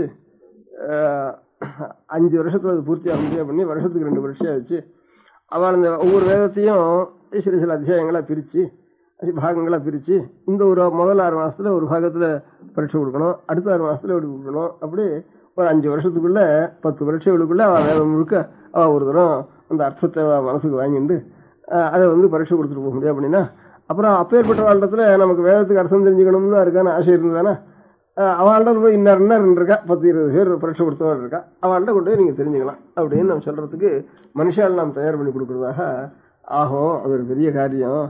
அதனால இருக்கிற இப்ப வேதத்துக்கு அர்த்தம் தெரிஞ்சுக்கணும்னா வேதத்தையும் அத்தியனம் பண்ணணும். அதுக்கு அர்த்தம் தெரிஞ்சு சம்ஸ்கிருதத்தினுடைய பாஷை ஞானமும் நமக்கு நல்லா வரணும், கொஞ்சம் சாஸ்திர பரிச்சயமும் வேணும். இது 3 இருந்தா தான் இவ்வளவும் படிக்கிறதுக்கு இதுக்கு ஒரு 6 வருஷம். இப்ப வெறும் உபயோகத்து படிக்க ஒரு BA வரைக்கும் வாசிக்கிறோம். கடைசியில் இப்போ ஒரு லெட்டர் வந்தா கூட படிக்க தெரியுதே பையனுக்கு. அதுக்கு வருஷம் எத்தனைடான்னா 15 வருஷம் ஆகுது, 16 வருஷம் ஆகுது படிக்கிறது. 15-16 வருஷம் அது ஒரு வித்தியம் இல்லைன்னு வீணா போய் அங்கே விடுறதை கேட்டலாம். இதே மாதிரி இன்னொரு 10 வருஷம் 12 வருஷம் வாசிட்டா வேதம் சாஸ்திரம் 2 தெரிஞ்சுன்றா அப்பேற்பட்ட இதுலயே பிரயாசப்பட்டு அப்படி 10-12 வருஷம் வாசிக்க வேண்டியது அப்பேற்பட்டவா கிடைக்க வேண்டியிருக்கு. இதுக்கு அதுக்கு கிடைச்சிருக்கா இப்ப 20-30 பேர் கிடைச்சிருக்கா, அது ஒரு சந்தோஷம். அதனால அவளை வச்சுட்டு திறமதல் போட்டு விருத்தி பண்ற மாதிரி செய்யணும். அதனால இப்ப அவளோட நிறுத்தப்படாது. நாம எல்லாருமே நம்ம குழந்தைகள் எல்லாருக்குமே நியாயமா நம்ம இந்த வேதத்தையும் சாஸ்திரத்தையும் அந்த சாஸ்திரத்தை கொண்டு வேதத்தினுடைய அர்த்தத்தை தெரிஞ்சுக்க முடியாத ஒரு முறையையும் நாம் செய்து வைக்க வேண்டியது நம்ம முக்கியமான கடமை. உபநயனம் பண்றோம், 200, 300, 400, 500 அதெல்லாம் செலவழிக்கிறோம். அதுக்கப்புறம் அவனுக்கு சந்தியாவதனம் பண்ணி கொடுக்கறதுக்கு கூட தயார் பண்ணி கொடுக்கறதில்ல. அதுக்கு ஒரு 50 ரூபா கொடுத்தா 2 மாசத்துல வாத்தியார் சொல்லி கொடுத்து விடுவேன். அது அம்மை போட்டுனதுக்கு அப்புறம் ஜலம் விட்டதுக்கு அப்புறம் தான் கொஞ்சம் இது நமக்கு வேலை இருக்குங்கிற மாதிரி அப்பதான் ஜாக்கிரதையை கவனிச்சு கொடுக்குற மாதிரி. உபநயனம் பண்றதுக்கு வந்து என்ன பிரயோஜனம் இல்லை. உபநயனம் ஆனதுக்கு அப்புறம் ஒரு 2 மாசம் பையனுக்கு சந்தியாவதனத்துக்கு மந்திரத்தை ஸ்வரத்தோட சொல்லி வைக்க வேண்டியது முதல் கடமை. அப்புறம் உபநயனமும் 7வது வயசுலயே பண்ணிடணும். 7வது வயசுலயே பண்ணிட்டோம்னா ஒரு 12-13 வயசு வரைக்கும் அவளுக்கு வேதாத்தியனத்தை பண்ணி வச்சிடலாம். அநேகமாக அப்பவும் இந்த அமரா சப்தம் இதெல்லாம் சொல்லி வச்சிடலாம். இப்போ இருக்கிற நிலைமையை பார்த்தோம்னா எல்லாரும் ஏதாவது இங்கிலீஷ் படிப்பு அதுக்கப்புறமே வேற இதர பாஷை படிப்பு நம்ம சொல்லிக் கொடுக்க முடியாது, பண்ணலாம். அதான் முக்கியமான கல்பம். அப்படி இல்லாமல் இருந்ததுன்னா அடுத்தபடியாக நிச்சயம் ஒரு டியூட்டர் ஒரு இதுக்கு வைக்கிற மாதிரி இந்த வேதத்துக்கு ஒரு டியூட்டர் வச்சு ஒரு 4 பையன்கள் 10 பையன்களை சேர்த்து வச்சு ஒரு சாயந்தரம் 1 மணி, சனிக்கிழமை ஞாயிற்றுக்கிழமைக்கு 2 மணி அவகாசம், அப்புறம் பாக்கி வெக்கேஷன் டயத்தில் ஏதாவது ஒரு 10 நாள் அவனுக்கு லீவாக விட்டுவிட்டு பாக்கி வெக்கேஷன் டயத்தில் முழுக்க அந்த நேரம் முழுக்க 5 மணி 6 மணி அவளை வேதாத்தியனம் பண்ண முடியாத செஞ்சுட்டே இருந்தோன்னா உபநயனம் ஆகி 8 வயசுல ஆரம்பிச்சோம்னா இந்த காரியத்துக்கு அவனுக்கு வரும் 20 வயசு வரைக்கும் இதை அனுசரித்து தனியாக ஒரு டியூஷன் இதோடய சேர்த்து 4-5 பையன்களை சேர்த்து ஒரு டியூட்டரை வைக்கிறது, அவளை கொண்டு இவளுக்கு வேதாத்தியனம் சொல்லி வைக்கிறது அப்படின்னு கூடவே சொல்லிட்டு வந்துட்டோம்னா அதுக்கப்புறம் அவளுக்கு எல்லாம் தெரிஞ்சு போயிடும். இப்போ எத்தனையோ சிலபஸ் எங்கெங்கிருந்து வருது, அதெல்லாம் நான் விட்டு பண்ணிடுறோம். இப்போ ஐஏஎஸ்க்கு அதை படிக்கணும் இதை படிக்கணும் அதை படிக்கணும் சப்ஜெக்ட் வரையும் அவன் பாட்டுக்கு போடுறான். அது போகிறோம் நம்ம நெட்ரு பண்ணி கஷ்டப்பட்டு எப்படியோ அதை பாஸ் பண்ணிவிடுறோம். அந்த மாதிரி இது நமக்கு ஏற்பட்டது. இது இதெல்லாம் புதுசு அப்பப்போ வர வேண்டியது கிரகிச்சிக்க வேண்டியதுதான், இல்லைங்கிறதுக்கு இல்லை. ஏற்பட்டதை விட்டுட்டு அது போய் கிரகிச்சுட்டோம்னா கீழே கால் பாயறதுக்கு ஒன்று அடங்கு போயிடும். அதுக்கு வரும் இதை நம்ம ஸ்திரப்படுத்திட்டு மேலே எவ்வளோ வந்தாலும் அவ்வளோயும் நம்ம தெரிஞ்சுக்கொள்ள முடியாது இருக்கணும். இப்போ நம்ம சொந்த புஸ்தகங்களும் சொந்த சாஸ்திரங்களும் நம்ம புதுசாக இருக்கிறவங்க ஆர்வம் வந்துச்சுன்னா பெரிய அபூர்வமாக ரிசர்ச் பண்ணுற மாதிரி தோன்றது. அதனால பாக்கி விஷயங்கள்லாம் சுலபமாக தெரிகிறது, நம்ம சொந்த சமாதானம் ஒன்றும் தெரியாமல் இருக்குது. அதனால் அது இல்லாமல் எல்லா குழந்தைகளுக்கும் இந்த மாதிரி இப்போ படிக்காமல் 12 வயசு வரைக்கும் முழுக்கவே இதை கற்றுக் கொடுத்துட்டு அது ஒரு 5 வருஷம் அதுக்கப்புறம் பாக்கி விஷயங்களை கற்றுக் கொடுத்தோம்னா ரொம்ப சீக்கிரத்தில் அவளுக்கு வந்துடும். அப்படி இல்லைன்னாலும் முதல்லயே குழந்தைகளை சேர்த்தோம்னா நிச்சயம் 1 மணி இது இந்த 1 மணி 2 மணி இந்த வேதத்தையும் சாஸ்திரத்தையும் இந்த செய்யணும், படிக்க முடியாது செய்யணும். அதோட கூட இன்னும் சக்தி இல்லாத ஏழை குழந்தைகளையும் நமக்கு சக்தி இருக்கிறவா தன்னுடைய குழந்தைகளையும் சேர்த்துண்டு சக்தி இல்லாத ஏழை குழந்தைகளையும் சேர்த்துண்டு அவளுக்கும் படிப்புக்க வேண்டிய லௌகிக படிப்புக்க வேண்டிய வேணுமான சகாயத்தை பண்ணி அவள் இந்த காரியத்தில் செய்ய முடியாது செய்யணும். அவளை அந்த மாதிரி யார் நாம் நம்ம நாட்டில் இனிமே கற்றுக்கிறதுங்கிறது அநேகம் பேர் கொஞ்சம் அசௌகரியமாக இருக்கும். ஆசை இருந்தானே எல்லாரும் கற்றுக்கலாம். அதுக்காக உதாரணம் என்ன, கே சுந்தரராமன் இருந்தால் நன்னையே படித்தவர். அவர் 50 வயசுக்கு அப்புறம் 50-55 வயசுக்கு அப்புறம் சங்கத்துக்கு ஆரம்பித்தார். பெரிய சாஸ்திரத்தில் பெரிய நிபுணராகவே அநேக புஸ்தகங்களை அவரே சாஸ்திரத்தில் எழுத முடியாத சக்தி அவருக்கு உண்டாகிட்டு. அதே மாதிரி இப்போ பெரிய வக்கீலாக இருந்து நிறைய சம்பாதிச்சு ஏவி கோபாலாச்சாரியன்னு ஒருத்தர் இருக்காரு இப்போ கிருஷ்ணாவளியில். அவர் நிறைய இவ்வளவு சாஸ்திரம் தான் இருக்காருன்னு சொல்லி சாஸ்திரத்தில் இருக்கிற ரிசர்ச் புஸ்தகங்கள் இவ்வளோதான் இருக்காருன்னு கணக்கு வைக்கல, இன்னும் எழுதிட்டு இருக்காரு 50 வயசுக்கு அப்புறம் கூட. அந்த மாதிரி ஆசை இருந்தானா நாமே பண்ணலாம், இல்லை கொஞ்சம் நாம் இல்லாமனாலும் நம்முடைய அடுத்த தலைமுறையாவது அந்த மாதிரி நம்ம கொண்டு வரணும். யார் வேதங்களையும் சாஸ்திரங்களையும் ஆயுசு வரைக்கும் வேற காரியம் இல்லாமல் இதே காரியம் பண்ணிருக்காளோ அவளை ரட்சிக்க வேண்டியது நம்முடைய பொறுப்பு. பழைய நாள் எப்படி சத்திரியால் வைஷ்யால் சூத்ரால் எல்லா இதர சகல சமூகங்கள் ஹிந்து நம்ம மதத்தில் எவ்வளோ ஆஸ்திக சமூகத்தில் இருந்தோ எல்லா சமூகத்துக்கும் பிராமணாவை ரட்சிக்க வேண்டியது ஒரு கடமைன்னு இருந்தோ அந்த அந்த மாதிரி இவ பிராமணால வேதத்தை ரட்சிக்கிறவளாரோ அவளை ரட்சிக்க வேண்டியது பாக்கி எல்லாருடைய கடமையா இருக்கு. முழுக்க பிராமணா முழுக்க வேதத்தை ரட்சிச்சுட்டு இருந்தாலும் பிராமணால ரட்சிக்க வேண்டியது எல்லாருடைய கடமையா போயிடும். இல்லை பிராமணால சில பேர் தான் கொஞ்சம் பேர் தான் வேதத்தை ரட்சிக்கிறாளா இருந்தானா பாக்கி இருக்க முடியாத பிராமணா பாக்கி இருக்க முடியாத எல்லா வர்ணத்தார் எல்லாரும் சேர்ந்து அந்த வேதத்தை ரட்சிக்கிறவளை ரட்சிக்கணும். வேதத்தை ரட்சிக்கிறவளை இவ ரட்சிக்க வேண்டிய ஒரு பொறுப்பு இவளுதான் இருக்கு. அதனால இந்த இந்த சந்தர்ப்பத்தில் இப்போ நம்ம தேசத்தில் எத்தனை பேர் வேதங்களையும் வேதத்தினுடைய அர்த்தங்களையும் தெரிஞ்சுட்டு இருக்காளோ அவள் ஆறுகளும் தெரிஞ்சுட்டு அவளுக்கு நம்மளால எவ்வளவு சகாயம் பண்ண முடியுமோ அந்த சகாயத்தை எல்லாரும் பண்ண வேண்டியதுங்கிறது ஒன்றும். அது எந்த முறையில் நம்ம ஒவ்வொருத்தருக்கும் ஒவ்வொரு முறையில் சகாயம் பண்ண முடியுமா இருக்கும், அந்த மாதிரி அவள் சகாயம் பண்ண வேண்டியதுங்கிறது ஒன்றும். இன்னொரு காரியம், நம்ம குழந்தைகளுக்கு இனிமே காலாகாலத்தில் உபநயனத்தை பண்ணி ஒரு வயசு வரைக்கும் அவளுக்கு ஒவ்வொரு நாளும் கொஞ்சமாவது வேதாத்தியனம் பண்ணி வைக்கிறதுக்கு ஒரு காலம் அவளுக்கு தனியாக பிரித்து வச்சு அந்த காலத்துல ஒரு வாத்தியாரை வச்சு ஒவ்வொரு குழந்தைக்கும் வேதத்தை சொல்லி வைக்கணும். அதனுடைய அர்த்தத்தையும் அந்த குழந்தை தெரிவிக்க முடியும். அதுக்கும் அந்த ஏற்பாடு பண்ணணும். வேதத்தை அர்த்தம் தெரிஞ்சவாளே பெரியவாளே இல்லாம இருந்துட்டா எப்படி பண்றதுங்கிற இதுக்காக தான் சில பேரையாவது இப்ப ஆருக்கு வேதாத்தையும் நம்ம அர்த்தம் சொல்லி வைக்க தெரிஞ்சுக்க முடியுமோ அவளெல்லாம் ஏற்பாடு பண்றதுக்கு பண்ணிட்டு இருக்கு.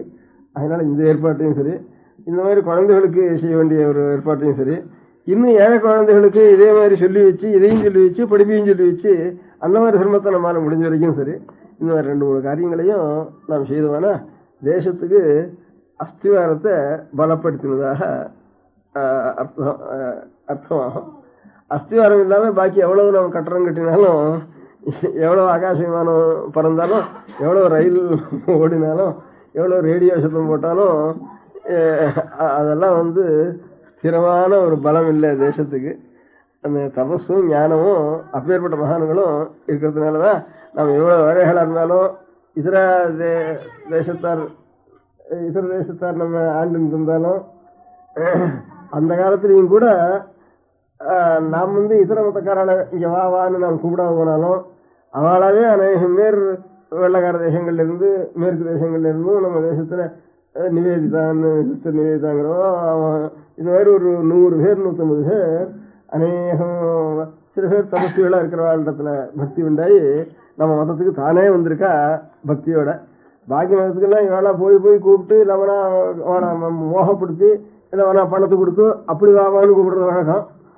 நம்ம மதத்துக்கு வருதுன்னா நம்ம வந்தா கூட நீ எப்படி நம்ம மதத்துல சேர முடியும்னு நம்ம தள்ளுறதுக்கு தான் பார்த்துட்டு இருக்கோம். அப்படி நீ தள்ளினாலும் தள்ளி நான் மதத்துலான் இருப்பேன்னு நினைச்சு வந்துவா அவளுக்கு பக்தியோட வந்திருக்கா. அந்த பக்திக்கெல்லாம் காரணம் இந்த மாதிரி வேதமும் அதனுடைய வேதார்த்தமும் அதனால ஏற்பட்ட ஒரு தபசும் இதெல்லாம் தான் காரணம். அதனால இதை நாம் ஜாக்கிரதையா வச்சுக்க வேண்டியதுதான் தேசத்துக்கு முக்கியமான ஒரு கைங்கரியம் நான் செய்ய வேண்டியது. அதனால நேற்றுக்கு சுதந்திரம் வந்த நாள், இன்னைக்கு சுதந்திரத்துக்கு ஆரம்பிச்சதுடைய 100வது நாள். இந்த 2 நாளும் நமக்கு இந்த வேதபாஷ்யத்தினுடைய ஒரு சபையினுடைய ஒரு சுப முகூர்த்தமா இருக்கிறதுனால இத்தனையும் அஸ்திவாரத்தை எல்லாத்துக்கும் மூலம் அஸ்திவாரம் இருந்ததுன்னா இந்த அஸ்திவாரம் ஒன்று இருந்ததுனாலதான் இவ்வளவு தூரம் சுதந்திரம் வந்ததோ, சுதந்திரத்துக்கு காரணமா அவெல்லாம் இவ்வளவு தூரம் ரசிக்கணும்னு ஒரு பாடுபட்டதோ இவ்வளவும் இந்த அஸ்திவாரத்தினாலதான். அதை நாம் சரியா ரசிக்க வேண்டியது நம்முடைய கடமை. இந்த அஸ்திவாரம் சரியா இருந்தானா மேல கட்டடம் கட்டுறது, அலங்காரம் பண்றது, சிற்பம் பண்றது, மாட்டி கட்டுறது அதெல்லாம் அவளுக்கு ஒவ்வொரு காரியத்துக்கு பொறுப்படுத்த முடியாத சமூகங்கள் இருக்கு. அந்த சமூகத்தார் அந்தந்த காரியங்கள்லாம் அவள் நடத்திட்டு இருக்கா. நம்முடைய வைதிகத்தினுடைய காரியம் வேற பலப்படுத்த வேண்டியது, அஸ்திவாரத்தை பலப்படுத்த வேண்டியது. அந்த காரியத்தை நாம் செய்ய வேண்டியது. நம்முடைய கடமை நான் செஞ்சிட்டோம்னா அந்த பலத்தை வச்சிருந்து மேல இருக்கிறோம் அவன் அந்த காரியத்தை பார்த்துருக்கான். அதுக்கு ஆதாரத்தை நாம் தயார் பண்ணி கொடுக்க வேண்டியது. அதனால எல்லாரும் இனிமே குழந்தைகளை சரியான 7வது வயசுல உபநயனம் பண்ணி ஒரு 20 வயசு வரைக்கும் நிச்சயம் ஒரு மணி குறையாம வேதத்தையும் வேதத்தினுடைய அர்த்தத்தையும் தெரிஞ்சு கொள்ள முடியாத காரியத்தை ஒவ்வொரு இடத்துல எப்படி செய்ய முடியுமோ அந்தந்த சந்தர்ப்பத்தை அனுசரிச்சு அவ செய்ய வேண்டியதுங்கிறத தெரிவிக்கிறதுக்காகத்தான் எல்லாருக்கும் அழைச்சுட்டான்னு கூட சொல்லி அனுப்பிச்சேன். அதனால எல்லாரும் இன்னைக்கு வந்திருந்தா எனக்கு ரொம்ப சந்தோஷம்.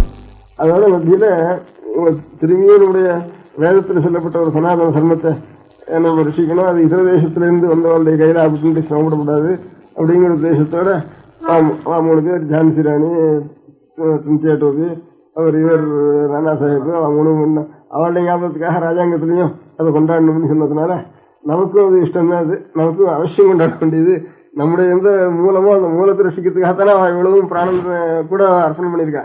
அதனால அவளுக்கும் பகவானுடைய அனுகிரகம் அவளுக்கும் இன்னும் கிடைக்கட்டும் நிறைய அப்படிங்கிற உத்தேசத்தோட அதையும் சுனிச்சுக்கணும் அப்படிங்கிற இந்த 2 காரியத்தையும் உத்தேசிச்சு எல்லாரும் அந்த காஞ்சி கஷேத்திரத்துல வந்திருக்கட்டும் அப்படிங்கிற உத்தேசத்தோட செய்யுது.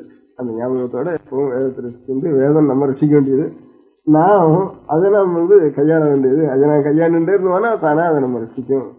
அந்த மாதிரி அப்படிப்பட்ட வேதமானது எப்பவும் சாஸ்திரமா வழங்குங்கிறதுக்காகத்தான் தமிழ் தேசத்துல பெரிய புராணம்னு ஒரு புராணம் இருக்கு. அதுலதான் 60 கோவில்ல 63 நாயன்மார்கள் வச்சிருக்கால அவருடைய சரித்திரங்கள்லாம் சொல்லிருக்கு அந்த பெரிய புராணத்துல. அந்த பெரிய புராணத்துல முதல் மாட்டம் எடுத்த உடனே வேதனரி தலைத்துவங்கன்னு இருக்கு. அதுக்காகத்தான் அதையும் எழுத சொன்னேன். வேதனரி தலைத்துவங்க அப்படிங்கிறது முதல்ல வாக்கியம். அது அந்த மாதிரி வேதநெறியாவது ஒரு குறையில்லாமல் சிவமா இருக்கணும். இப்படி இருக்கிற வேத வித்துக்கள், சாஸ்திர வித்துக்கள் எல்லாரும் வேதத்தை முக்கியம் வச்சுட்டு அதனுடைய கர்மானுஷ்டானத்தை தாங்களும் பண்ணிட்டு இன்னும் 4 பேர் பண்ணும்படியாக அவளுக்கு தெரிவிச்சுட்டு வேண்டியது அவளுடைய கடமை. பாக்கி எல்லாருடைய கடமை இனிமே அடுத்ததுல வர நம்மாட்டம் ஆகாம அடுத்ததுல வர அவள் ஏதாவது ஒரு கர்மானுஷ்டானம் பண்ணணுமானா அவளுக்கு தெரிவிக்க முடியாது, நாம் செஞ்சு கொடுக்க வேண்டியது நம்முடைய கடமை. இன்னும் அடுத்ததுல வர ஒன்றும் தெரியல, எனக்கு ஒன்றும் தெரியல, வயசாகிட்டது, வாழ்க்கையில் ஒன்றும் படிக்கலையேன்னு ஒரு துக்கம் அவள் படப்படாது, படாம இருக்க முடியாது. நம்ம தயார் பண்ண வேண்டியது நம்முடைய கடமை. அது இன்னைக்கு அந்த சங்கல்பம் பண்ணிக்க வேண்டியது. இன்னும் சந்ததிகளில் வரவங்களுக்கு இது எத்தனையோ நமக்கு தெரியாத பாஷை, எந்தெந்த தேசத்துடைய பாஷை, நமக்கு சம்மந்தம் இல்லாத பாஷை, அதெல்லாம் ஏதோ ஜீவத்துக்கு போகப்படுவதற்காக எத்தனையோ கஷ்டப்பட்டு அதெல்லாம் தெரிஞ்சுக்கிறோம். அதனால அப்படி தெரிஞ்சுக்கிற ஒரு குழந்தைகளுக்கு இது தெரியறது பெரிய காரியம் இல்லை. இது அதனால அவளுக்கு அந்த மாதிரி ஒரு குறை இல்லாமல் செய்துட்டு நம்ம சிரமமா இருக்கணும். எல்லாத்தையும் ஈஸ்வரனுடைய அனுகிரகத்தினால ஒரு குறவும் இல்லாமல் இந்த காரியங்கள்லாம் பூர்த்தி ஆகணும்னு பிரார்த்திக்க வேண்டியது. பார்வதி பதையே. பெரியவா சரணம். அடுத்த நிகழ்ச்சி நித்திய குரு பாதுகா பூஜை. शुक्लां भरदरं विष्णुं शशिवर्णं चतुर्भुजं प्रसन्नवदनं ध्यायेत् सर्वविघ्नोपशान्तये. ममोपात्त समस्त दुरितक्षयद्वारा श्री परमेश्वर प्रीत्यर्थं गुरुप्रसाद सिद्ध्यर्थं गुरुप्रीत्यर्थं गुरुपादपूजाम् अद्य करिष्ये. गुरुर्ब्रह्मा गुरुर्विष्णुर्गुरुर्देवो महेश्वरः गुरुः साक्षात् परब्रह्म तस्मै श्रीगुरवे नमः. अपारकरुणा सिन्धुं ज्ञानदं शान्तरूपिणं श्रीचन्द्रशेखरगुरुं प्रणमामि मुदान्वहम्. सदाशिवसमारम्भां शङ्कराचार्यमध्यमाम् अस्मदाचार्यपर्यन्तां वन्दे गुरुपरम्पराम्. எல்லோரும் குருவை பெரிவாளை தியானம் பண்ணிண்டு அர்ச்சனை பண்ணுவோம். அஷ்டோத்திரம். பெரியவா அஷ்டோத்திரம் பல அஷ்டோத்திரங்கள் இருக்கு.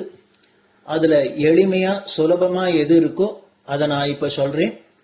எல்லோரும் இதை கேட்டுண்டே திருப்பி சொல்ல முடிஞ்சுவா சொல்லி சொல்லி பெரிவாளுக்கு பாதத்துல ஒவ்வொரு புஷ்பத்தை அர்ச்சனை பண்ணலாம். ओम श्री कांची कामकोटि पीठाधीश्वराय नमः. श्रीमच्चंद्रशेखरेन्द्र सरस्वती गुरुभ्यो नमः. सन्यासाश्रम शिखराय नमः. काषाय दंडधारिणे नमः. सर्वपीठापहारिणे नमः. स्वामिनाथ गुरवे नमः. करुणासागराय नमः. जगदाकर्षण शक्तिमते नमः. सर्वचराचर हृदयस्थाय नमः. ओम भक्त परिपालक श्रेष्ठाय नमः. धर्म परिपालकाय नमः. श्री जयेन्द्र सरस्वत्याचार्याय नमः. श्री विजयेन्द्र सरस्वती पूजिताय नमः. शिवशक्ति स्वरूपाय नमः. भक्ताभीष्ट प्रदायकाय नमः. ब्रह्मण्य पोषकाय नमः. ब्रह्म विष्णु शिवैक्य स्वरूपाय नमः. कांची क्षेत्रवासाय नमः. कैलाश शिखरवासाय नमः. स्वधर्म परिपोषकाय नमः. चातुर्वर्ण संरक्षकाय नमः. लोकरक्षण संकल्पाय नमः. ओम ब्रह्मनिष्ठापराय नमः. सर्वपापहराय नमः. धर्मरक्षक संतुष्टाय नमः.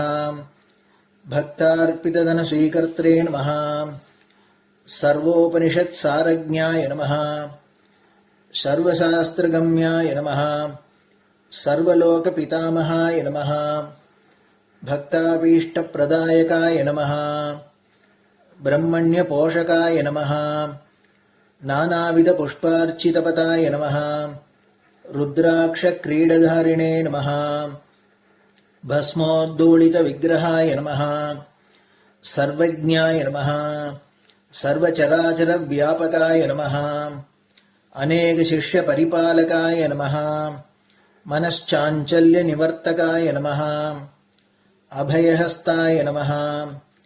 भयापहाय नमः यज्ञपुरुषाय नमः यज्ञानुष्ठानरुचिप्रदाय नमः यज्ञसम्पन्नाय नमः यज्ञसहायकाय नमः यज्ञफलदाय नमः यज्ञप्रियाय नमः उपमानरहिताय नमः स्फटिकतुलसीरुद्राक्षहारधारिणे नमः चातुर्वर्ण्यसमदृष्टये नमः ऋग्यजुस्साम अथर्वणादिचतुर्वेदसंरक्षकाय नमः दक्षिणामूर्तिस्वरूपाय नमः जाग्रत्स्वप्नसुषुप्ति अवस्थातीताय नमः कोटिसूर्यतुल्यतेजोमय शरीराय नमः साधुसङ्गसंरक्षकाय नमः अश्वगजगोपूजानिर्वर्तकाय नमः गुरुपादुकपूजातुरन्तराय नमः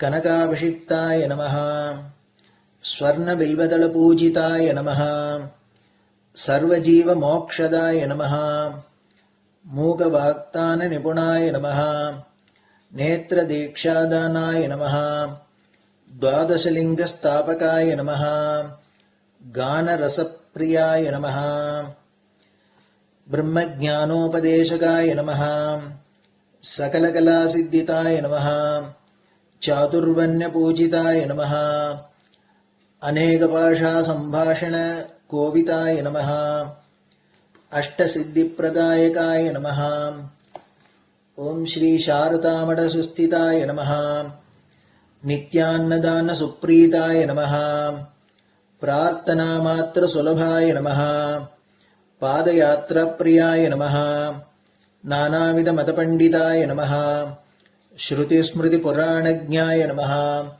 देवयक्षकिन्नरकिंपुरुषपूज्याय नमः श्रवणानन्दकरकीर्तये नमः दर्शनानन्दाय नमः अद्वैतानन्दभरिताय नमः अव्याचकरुणामूर्तये नमः शैव वैष्णवादिमान्याय नमः श्रीशङ्कराचार्याय नमः दण्डकमण्डलोहस्ताय नमः वीणामृदङ्गसकलवाद्यनाथस्वरूपाय नमः रामकथारसिकाय नमः वेदवेदाङ्ग आगमादिसकलकलासतस्प्रवर्तकाय नमः हृदयगुहाशयाय नमः शतरुद्रीयवर्णितस्वरूपाय नमः केदारेश्वरनाथाय नमः अविद्यानाशकाय नमः निष्कामकर्मोपदेशकाय नमः लघुभक्तिमार्गोपदेशकाय नमः लिङ्गस्वरूपाय नमः सालग्रामसूक्ष्मस्वरूपाय नमः कालड्यां शङ्करकीर्तिस्तम्भनिर्माणकर्त्रे नमः जितेन्द्रियाय नमः शरणागतवत्सलाय नमः श्रीशैलशिखरवासाय नमः डमरुकनादविनोदाय नमः वृषभारूढाय नमः दुर्मदनाशकाय नमः आभिचारिकदोषहर्त्रे नमः मिताहाराय नमः मृत्युमोचकशक्त्याय नमः श्रीचक्रार्चनतत्पराय नमः दासानुग्रहकारकाय नमः अनुराधानक्षत्रजाताय नमः सर्वलोकख्यातशीलाय नमः वेङ्कटेश्वरचरणपद्मषट्पदाय नमः श्री महात्रिपुरसुन्दरी समेत श्री चन्द्रमौलीश्वर पूजाप्रियाय नमः श्रीमच्चन्द्रशेखरेन्द्र सरस्वती सद्गुरु परब्रह्मणे नमः गुरुभ्यो नमः परमगुरुभ्यो नमः परमेष्टिगुरुभ्यो नमः परात्परगुरुभ्यो नमः गुरुपरम्पराभ्यां नमः गुरुपादुकाभ्यां नमो नमः. அடுத்தது ஊதுபத்தி இருந்தா அதை காமிச்சு தூபம், நெய் தீபம் இருந்தா காமிச்சு அதை நெய் தீபம் தீபம் காமிச்சுட்டு நைவேத்தியம் வெத்தலைப்பாக்கு பழம் இதுலேருந்து ஆரம்பிச்சு அவாளுக்கு எது சௌரியமோ அதுபடி நைவேத்தியம் பண்ணலாம். அதுக்கு அடுத்தது கற்பூர ஹாரத்தி பண்ணி எல்லோரும் பிரதட்சிண நமஸ்காரம் பண்ணி பெரியவாள்கிட்ட பிரார்த்தனை பண்ணிட்டு எல்லோரும் க்ஷேமமா இருக்கணும், லோகம் பரம மங்களமா சௌக்கியமா இருக்கணும், எல்லோரும் வியாதி வெக்க இல்லாத ஆயுராரோக்கிய ஐஸ்வர்யத்தோட சாந்தம் அமைதியோட ஞான வைராக்கியத்தோட எல்லோரும் நல்லவர்களாயிருந்து நன்மையை அடையணும்னு பிரார்த்தனை பண்ணி இந்த பூஜையை தினம் செய்யலாம். குரு பிரம்மா குருர் விஷ்ணுர் குருர் தேவோ மகேஸ்வரः குரு சாட்சாத் பரபிரம்ம தஸ்மை ஸ்ரீ குரவே நமः. அபார கருணா சிந்தும் ஞானதம் சாந்தரூபிணம் ஸ்ரீ சந்திரசேகர குரும் பிரணமாமி முதான்வகம். சதாசிவசமாரம்பாம் சங்கராச்சார்ய மத்யமாம் அஸ்மதாச்சார்ய பர்யந்தாம் வந்தே குரு பரம்பராம். குரு பாத பூஜை நிறைவடைஞ்சது. பெரியவா சரணம். திருச்சிற்றம்பலம். நிலை பெறுமாறு எண்ணுதியேல் நெஞ்சே நீவா, நித்தலும் எம்பிரானுடைய கோயில் புக்கு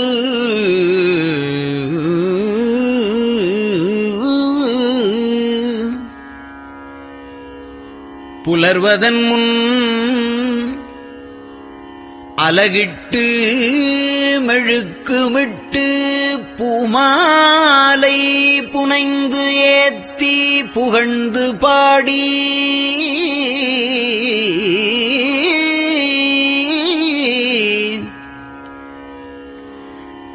தலையாரக் கும்பிட்டு கூத்தும் ஆடி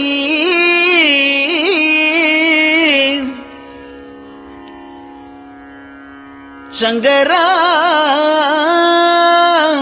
ஜய போற்றி போற்றி என்றும்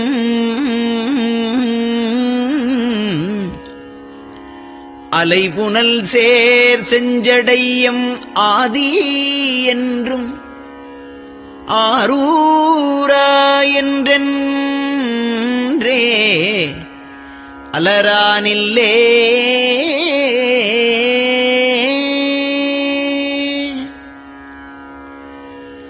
தந்தது உந்தன்னை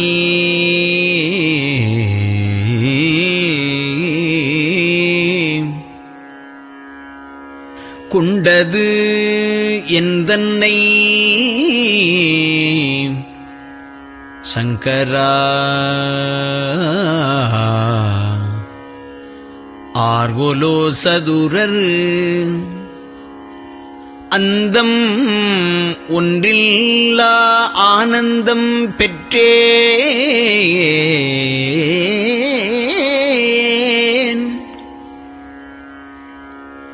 யாது நீ பெற்றது ஒன்று என்பால் சிந்தையே கோயில் கொண்டயம் பெருமான் திருப்பெரும் துறையுரை சிவனே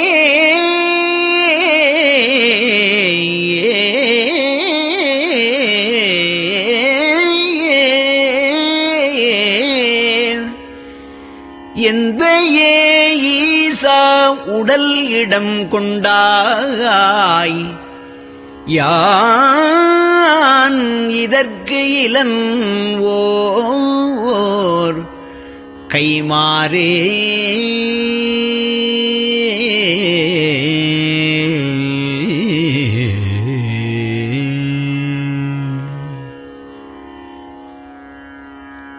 அன்னநடையார்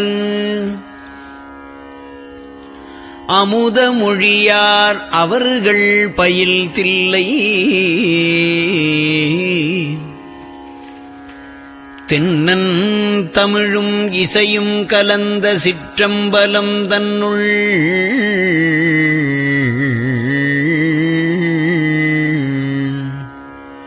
பொன்னும் மணியும் நிறந்த தலத்து புலித்தோல் பியர்க்கிட்டு மின்னின் இடையாள் உமையாள்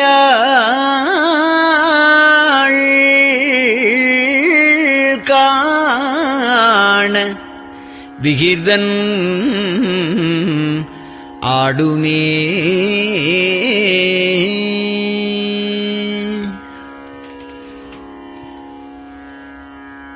நெட்டையிலா உடல் நீத்து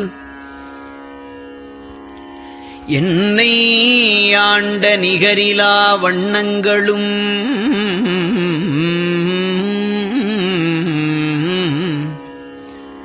சிட்டன் சிவனடியாரை சீராட்டும் திறங்களுமே சிந்தித்து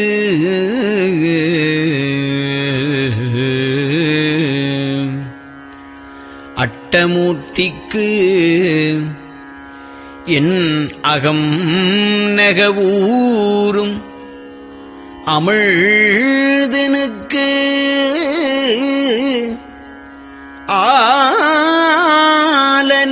ஆலநீழற்பட்டனுக்கு என்னை தன்பாற்படுத்தானுக்கே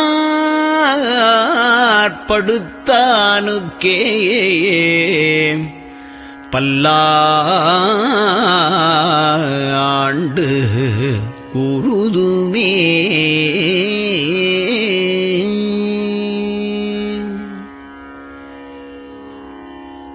நெஞ்சம் ஈசனைக் காண்பதே விரும்பி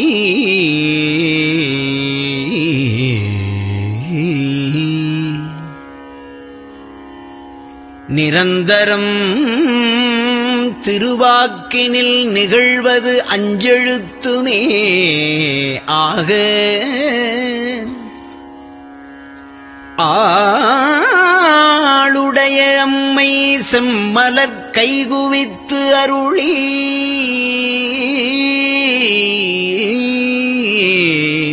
தஞ்சமாகி அரும் தவம் புரிய தரிப்பரே.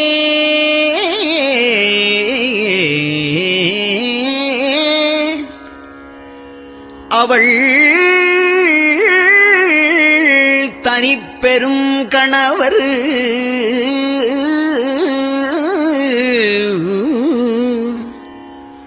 வஞ்சம் நீக்கிய மாவின் மூலத்து வந்து தோன்றினார் மலைமகள் காண.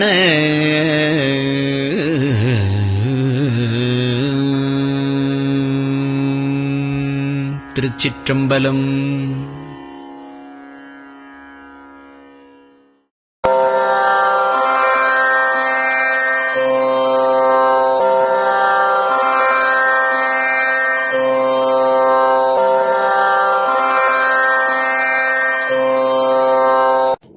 பெரியவா சரணம். பெரியவா வானொலியின் காலை நிகழ்ச்சிகள் இத்துடன் நிறைவடைகின்றன. எமது அடுத்த ஒளிபரப்பு இன்று மாலை இந்திய நேரப்படி 6 மணிக்கு துவங்கும். பெரியவா சரணம்.